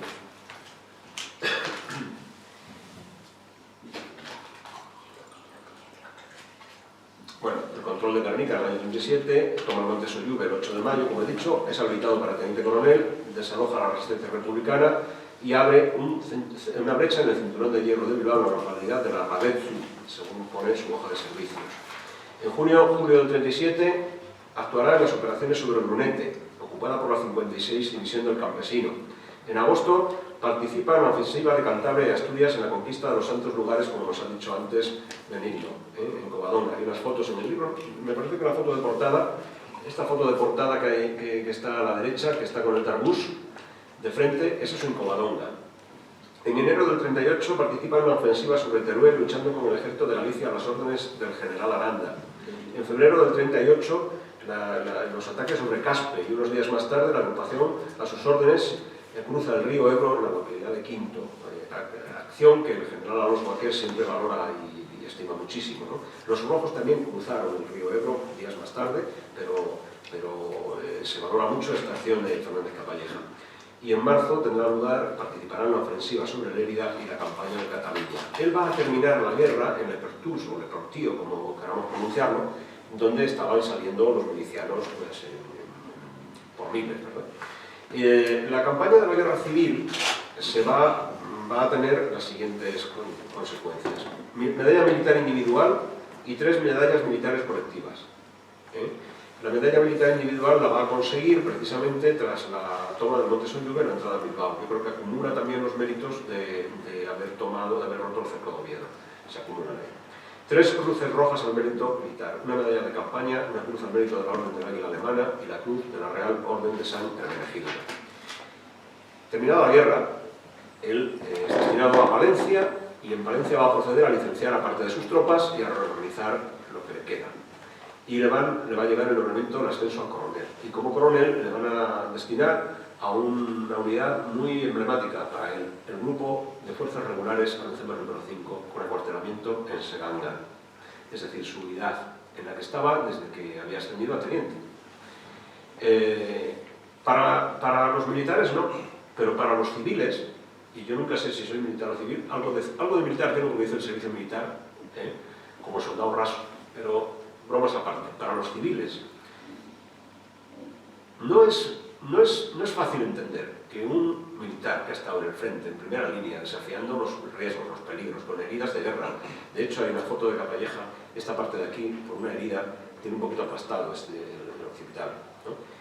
No es fácil entender, para mucha gente que no está en los ambientes militares, que una persona, y lo digo con todo el respeto, porque aquí hay militares a los que yo además aprecio mucho, que un militar, la sociedad española nos ha desdeñado durante mucho tiempo, por efecto de los políticos babosos, que son incapaces de crear nada, pero que son muy hábiles en desdeñar y en desmejorar la opinión de la gente. Para muchos, los militares son señores que no piensan, solo obedecen. Así que no es fácil entender que una persona que ha estado en primera línea de combate, cuando llega a un despacho y se sienta, sea capaz de crear. Y Capalleja se nos revela como un auténtico fuera de serie. O sea, Capalleja llega a Segangan en los años 40, años de estrechez económica por todas partes, donde me imagino yo que el ejército sufriría también. Y él empieza a dotar a ese acuartelamiento de todas aquellas infraestructuras que no tenían. Y si las tenía, las mejoraba. Yo tuve la ocasión de visitar una vez Segangan, un viaje que no olvidaré jamás, porque cuando llegas y entramos por una puerta lateral, una calle adoquinada, como las de las ciudades de los años 60 de Madrid, y mirando hacia uno hacia otro, cuadras, talleres, rótulos en español. Y cuando accedemos un poquito más arriba, unos 400 metros más arriba, llegas a la zona de las terrazas y ves esas terrazas con los restos de la cerámica que las engalanaba y te quedas pasmado y tú dices, Dios mío, ¿cómo debió haber sido esto en su esplendor? O sea, impresionante. Pero no solamente la estética, la eficacia, gimnasio, campos de deportes, piscinas olímpicas, no para que la gente tomara el aire, sino para que se entrenaran.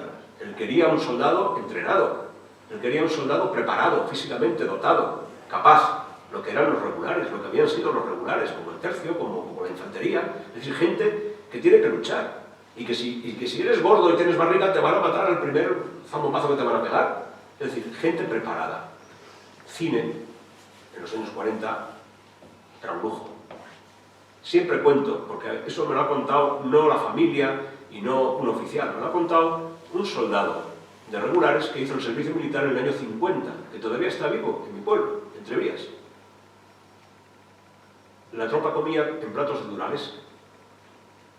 No comían en todo el ejército en platos de Durales, en Segangan. Y el Durales en los años 40 en España no lo había que ir a comprarlo a Francia, el que lo quisiera tener. Y en las camaretas no se dormía con las clásicas mantas, estas zamorranas, se dormía con colchas. Ellos dormían con colchas. Eso es rigurosamente cierto.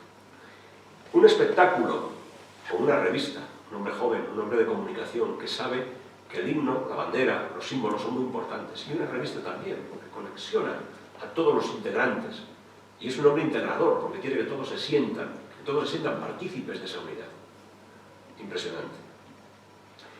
Hablábamos de la lealtad del Moro, si el Moro era leal o no era leal. Yo cuento siempre otra anécdota. Esta sí es de la familia, pero están de testigos los que quedan vivos de aquella época. Cuando al general le ascienden al coronel, general, cuando era coronel le ascienden al general de brigada, le van a destinar a la Academia General Militar. En la ceremonia de despedirse de su unidad, de los regulares de Alucemas número 5, acude desde Melilla con su chofer en un Aiga, que era del ejército, lógicamente había un Chevrolet, un coche de estos grandes, con su mujer y sus dos hijos. Sería una ceremonia militar al uso, daría una locución y entregaría el mando al nuevo coronel. En el momento que se suben en el coche, la trompa rompe filas, lo levantan en armas, el coche, con la familia dentro y el chofer, y lo sacan por el aire hasta el exterior de la cuartelera. O sea, si eso no es lealtad, si eso no es reconocimiento, si eso no es cariño hacia tu jefe, si eso no es... no sé, pues entonces, o sea, el moro no es diferente. Teniendo en cuenta que la tropa entonces eran soldados indígenas, ¿eh? Los regulares entonces eran indígenas, la tropa, vamos, seguro que no habría media docena de españoles entre los soldados. Bien, Capalleja llega a la Academia General Militar y hace lo mismo que había hecho en Serangar. De lo que hay, lo intenta mejorar, y lo que no hay, lo va a crear. Y luego pues es un hombre de una dimensión pues muy humana, porque, por ejemplo, él le va a dedicar a los cadetes que hacen la primera guardia una locución, bueno, un artículo en la que le va a resaltar la importancia de la guardia, es decir, debes tu primera guardia, te vas a sentir tu responsabilidad, etcétera, etcétera. En las curas de bandera hace lo mismo, escribe unos artículos y los va a mandar editar en un tríptico y le va a regalar a cada soldado, a cada cadete, le va a regalar uno de estos, para que lo tengan de recuerdo. No sé si incluimos alguno en las fotografías, probablemente no lo sé. Va a mejorar las instalaciones del Caray, que es donde se van a hacer los campamentos, ¿no? Y va a tener en la academia su nombre asociado al ordinal de su promoción. Por primera vez en la historia de la Academia General Militar, su promoción, que fue la 9ª promoción, ya no se va a llamar solamente la 9ª promoción, sino que se va a llamar la 9ª promoción Fernández Capalleja. Va a editar una revista, que todavía se edita, Armas, ahora se llama Armas y Cuerpos, porque forma parte de esa mentalidad que él entiende que tiene que tener lo que es un grupo, y esa identificación con los mismos valores y con compartir las mismas experiencias. Y va a ser un hombre campechano, duro pero campechano hasta el punto de compartir una clase, al entrar en un aula y sentarse en una silla a escuchar y hacer un ejercicio de táctica como lo hace cualquier cadete, o incluso desafiarlos a subirse al árbol con la misma rapidez como lo hacen ellos. Cuando años después se hace un homenaje, su promoción, la 9ª promoción, publica un libro que tiene los componentes de la promoción. Desgraciadamente, el general Serradilla Ballinas, que fue alumno suyo, ya falleció, pero él me facilitó algunas cosas del libro en su día. Y en ese libro hay un artículo que no tiene firma, que suponemos que es de Ortiz de Zárate, del teniente Ortiz de Zárate, que fue el primer paracaidista en caer en una acción de combate en la guerra de Ibni, en la que el autor del artículo, sea Ortiz de Zárate o sea otro, titula El puño de hierro en guante de terciopelo, para describir al general. Y hay pues, un párrafo muy bonito donde dice: a todos nos impresionaba su medalla militar individual brillar en su pecho cuando desde el patio central de la academia se dirigía a nosotros, etc. Bueno, Fernández Capalleja sufre un cáncer, curioso, una enfermedad, le barra del mapa enseguida, lo que no consigue la guerra en el enemigo lo consigue la enfermedad, sufrió un cáncer, fue relevado, director de la academia, ascendido a general de división, mandó a la división de montaña, con sede en Zaragoza, y posteriormente la enfermedad pues, le atacó duramente y se trasladó a Madrid.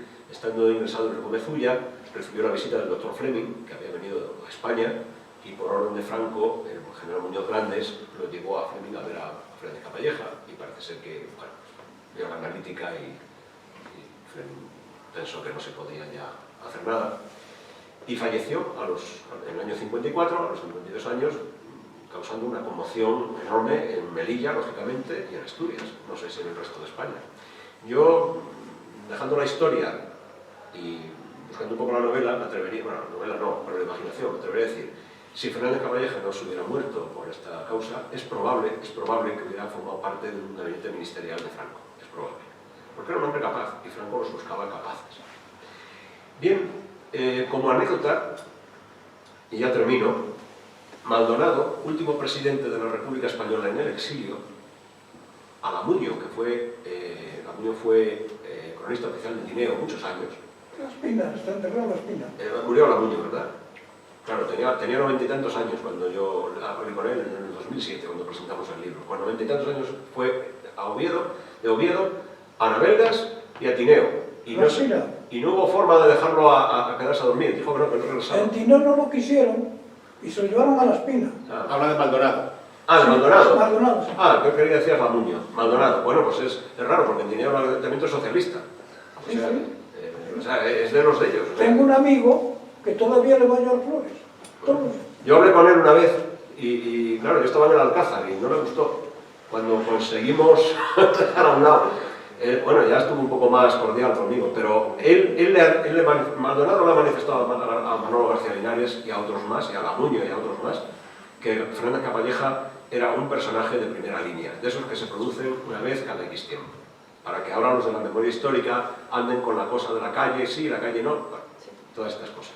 Es que Capalleja, y mis padres eran mucha amistad. Y este amigo, que vive en Tineo pero está muy mal, va todos los años a limpiar la sepultura y lleva flores al panteón de casa y al de... Y tiene la llave de todo el cementerio. Pues bueno, ya termino diciendo que en el frente de... O sea, cuando la batalla de Escamplero, en los momentos de tregua, los milicianos gritaban: Capalleja, pásate para con nosotros, que tú ya es de los nuestros. Es decir, ese era el grado de influencia que tenía Capalleja, que entonces no era general. Era, pues eso, capitán, teniente coronel. Y nada más, muchas gracias a todos. Siento el retraso enorme porque nos retrasa todo el programa ya, incluso, bueno, son las 9, pero en fin. Y nada, desearos mucha suerte y feliz Navidad.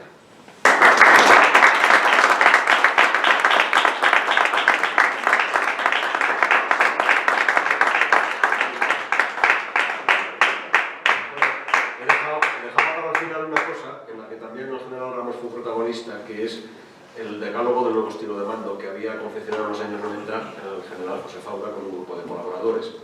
Los 10 puntos son perfectamente aplicables a la personalidad de Fernández Capalleja: respeto a la dignidad de la persona, liderazgo, espíritu de equipo, responsabilidad y delegación, disciplina, iniciativa y creatividad, conciencia de comunicación, competencia profesional, capacidad de adaptación y evolución permanente.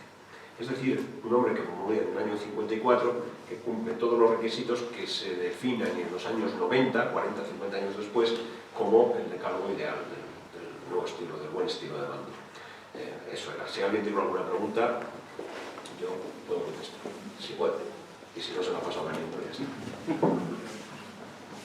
Sí, ha contado que una vez que abandona la posición del cepo de Vido se traslada a Las Congadas. ¿Cómo se produce ese traslado si se supone que Asturias estaba, no entiendo, cercana? ¿O era solo Oviedo y pudo ir por la costa? ¿O No, baja, me parece que vale, sale, hablo de memoria, porque en el libro está descrito perfectamente ese recorrido. Me parece que sale en camiones, él y su unidad salen a Palencia, deben de ser Vía León, salen a Palencia, y desde Palencia ya pues acceden a la zona de... Luego, cuando llega la ofensiva final, en otoño del 37, que ya se peina, es decir, lo que hace el Ejército Nacional es peinar desde San Sebastián toda la costa, acabar ya con el frente norte definitivamente. Pero no, en esa época todavía. De todas formas, la resistencia en el norte fue en Asturias. O sea, en Las Congadas la resistencia era muy poca. En Llanes, en Mazuco, sobre todo, que resistieron. Bueno, pero en general, en toda Asturias, los republicanos pelearon. Estaban muy bien alimentados, es decir, con armas, hombres. Uribarri, cuando se hizo cargo de las acciones del Escamplero y todo esto, luego le reprocharon que tal, ¿no? Pero metió muchos hombres, muchas armas, es decir, que había, y se luchó y se peleó. De hecho, el Tábor quedó mermado en el 50% con las acciones estas, o sea, es decir, que se peleó mucho. O sea, en Barcia, el cementerio de Barcia, hay como 400 moros todavía enterrados allí. No son todos de aquí, vienen de las zonas, pero es que en Coruña me parece que había otro cementerio de estos, y en Córdoba me parece que hay otro. Que por cierto, ayer alguien preguntaba, y es una vergüenza de todos, no sé si de la ciudad autónoma de Melilla, que tenían dinero preparado hace unos años que luego no llegó a aprobar, pero del Ministerio de Defensa es una vergüenza, y sobre todo del señor Bono. Es una vergüenza absoluta. Porque son soldados que lucharon por España. ¿No otro bando? Bueno, la historia es como es. Es como si no nos hacemos cargo, pues yo qué sé, de los que lucharon con Hernán Cortés, y es que se descubren. O sea, es que es una cosa parecida. Es que el respeto por la historia va más allá de una ley de memoria. La historia no necesita, como dice una ley, lo que necesita es conocerla. Si los escolares ahora, con este nuevo plan de educación, les van a enseñar... Claro, pero vamos a ver, no es que sean tontos, no tienen un pelo de tontos, les van a enseñar lo que les interesa. Es decir, la estructura de España está basada en el catolicismo como religión. Nuestra estructura, nuestra mentalidad, nuestra idiosincrasia, todo, nuestra cultura, todo viene de ahí. ¿Qué ocurre? Que a raíz de la Revolución Francesa, el liberalismo y la masonería son los ariete que van a romper eso. Y empezamos en el siglo XIX a sufrir las consecuencias de esa agresión cultural que afecta a todo nuestro sistema. La Iglesia Católica se ha ocupado de atender a los heridos y a los necesitados siempre. Y nunca les ha dicho usted es judío, o es católico, o es protestante. Jamás. Ha atendido al enfermo y se ha ocupado de él. A partir del siglo XIX empieza el intervencionismo. Y mira por dónde un asturiano, que no tiene fama de ser político, sino de ser poeta, don Ramón de Campoamor, fue, después de ser gobernador civil de Valencia, Alicante y Castellón, de las tres provincias, con González Bravo en la presidencia, fue director general de la Beneficencia. En este centro asturiano hubo una sección de beneficencia, cuando se inaugura el centro, en 1891 se inaugura el centro, ¿verdad? Pues en los 10-12 años siguientes, en este centro asturiano se atendía a los asturianos pobres, que eran el 90% de los que había en Madrid. Pobres. O sea, y eso lo trajo don Ramón de Campoamor, basándose en su experiencia anterior. Pero esa beneficencia es el intento que el Estado liberal, el nuevo Estado, el Estado liberal, tiene para desplazar a la Iglesia y desubicarla, primero con las desamortizaciones que le restan riquezas y dinero, y luego pues con la ocupación de esas otras tareas. Entonces, bueno, ahí estamos en la batalla diaria contra esta gente, a la medida que podemos, cada uno como puede. Yo, a la medida que puedo, escribo y tiro de la manta e intento poner las cosas en su sitio, pero es una tarea difícil porque no tenemos medios, nosotros no estamos en las grandes cadenas ni falta que hacer, ¿no? Pero es así, es un compromiso con el rigor. El centro creo que... perdón. Espera. No, solamente quería felicitarte, Honorio, porque de verdad que has hecho una lección magistral de una época de la historia de España de la cual quieren que nos olvidemos, y evidentemente no hay que olvidarla. No, para nada. Así que de verdad que te agradezco mucho tu trabajo, tu esfuerzo y la lección que nos has dado aquí, que excede con mucho a lo que habitualmente es la presentación de un libro. Tú no solo nos has presentado el libro, sino toda la época, y de verdad que te lo agradezco enormemente. Muchas gracias. Mira, el remedio para no olvidar la historia y para conocerla es acudir a la página de SMD Editores y ver todo lo que está sacando Álvaro. La voy a ver enseguida. Gracias. Y comprar el libro, deben comprar el libro todos. Además se lo voy a firmar Honorio. Ese es el propósito que nos ha traído aquí, que no nos vamos a engañar. A estas alturas no vamos a andar con historia, ¿no?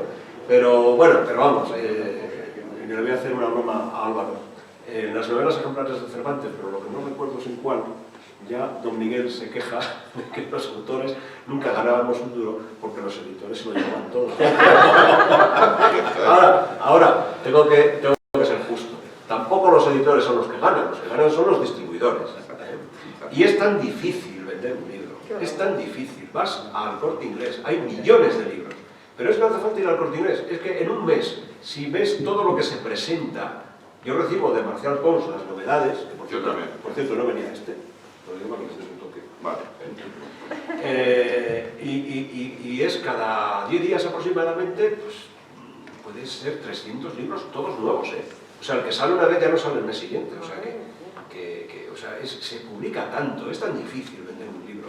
Yo, si me permites, en eso ya que te has metido en el terreno mío, ¿no? por explicar un poquito, lo que está diciendo Honorio es totalmente verdad, con una cifra que yo te puedo dar, que hay una media de 750 novedades mes.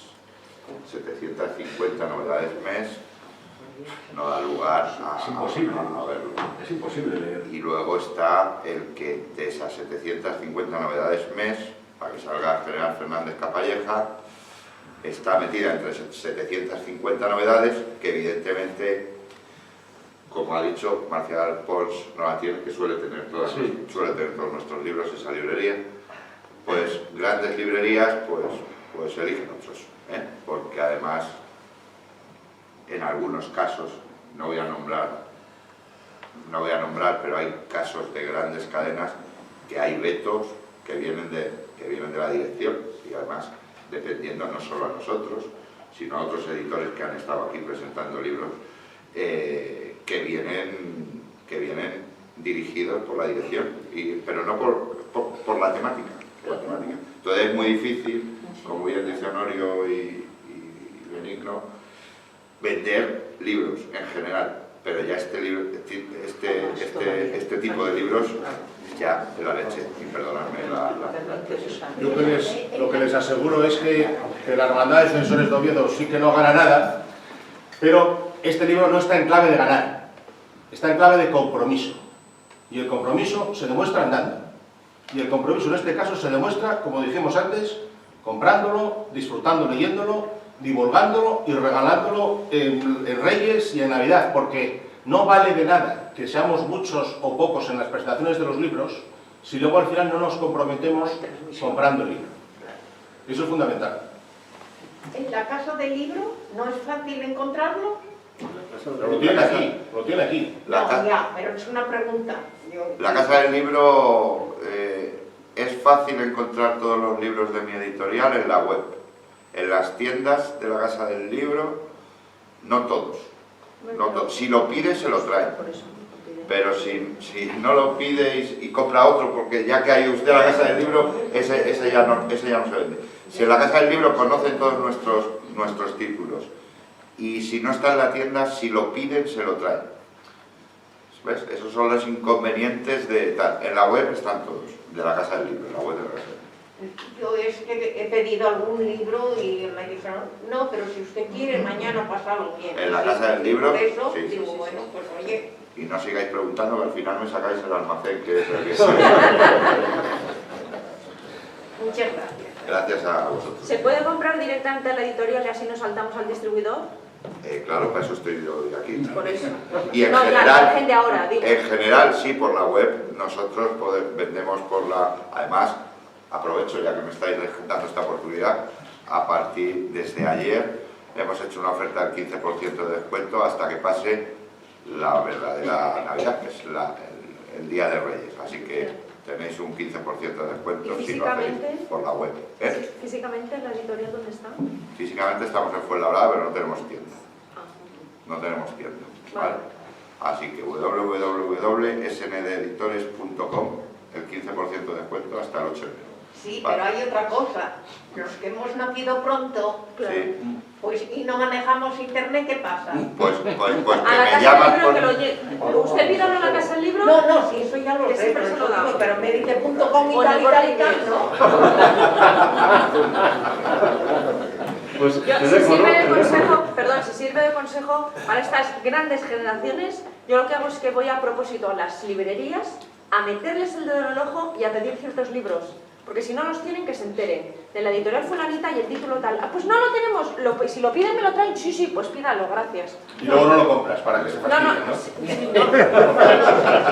Esa es una táctica que hacemos mucho para tocar las narices y por lo menos para que les suene el libro, Claro. se mueva. Tino, querías decir algo, ¿verdad? ¿Querías decir Yo algo? quería haberlo dicho, Norio, pero es que el centro asturiano, que estaba aquí donde las cajas de ahorro, la travesía de las cajas de ahorro en la calle Alcalá, lo cerró la República por dar clases de religión. Yo conocí 6, que 5 de ellos eran de Cangas. Y iban a esas clases y la República lo cerró. Sí.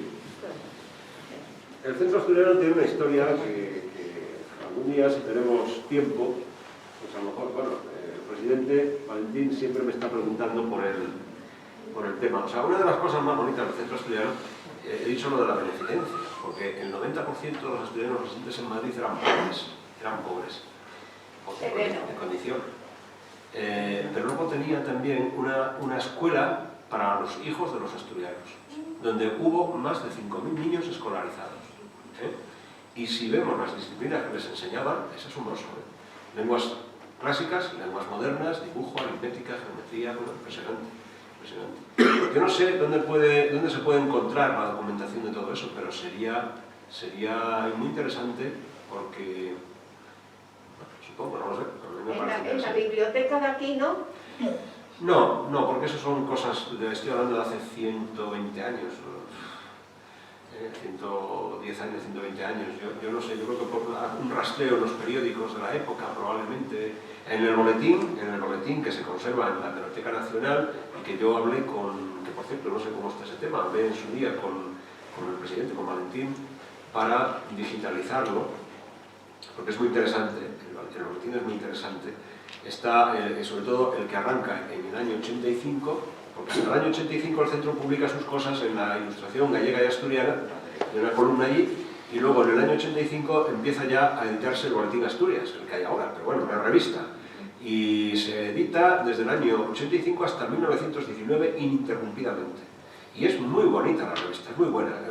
Don Cosme la había mandado fotocopiar, y yo tuve ocasión de ver la colección fotocopiada, y además hice una especie de índice que se lo pasé a la secretaría, que lo tienen aquí en secretaría. Un índice no está bien hecho, está muy por encima, pero aparecen muchos personajes asturianos y muchas cosas muy curiosas, muy curiosas. Yo le dije a Valentín, digo, oye, deberíamos de ver la manera de digitalizarlo, para tener una copia en la web, que la gente por internet pues, se pueda mover y puedas entrar y puedas ver.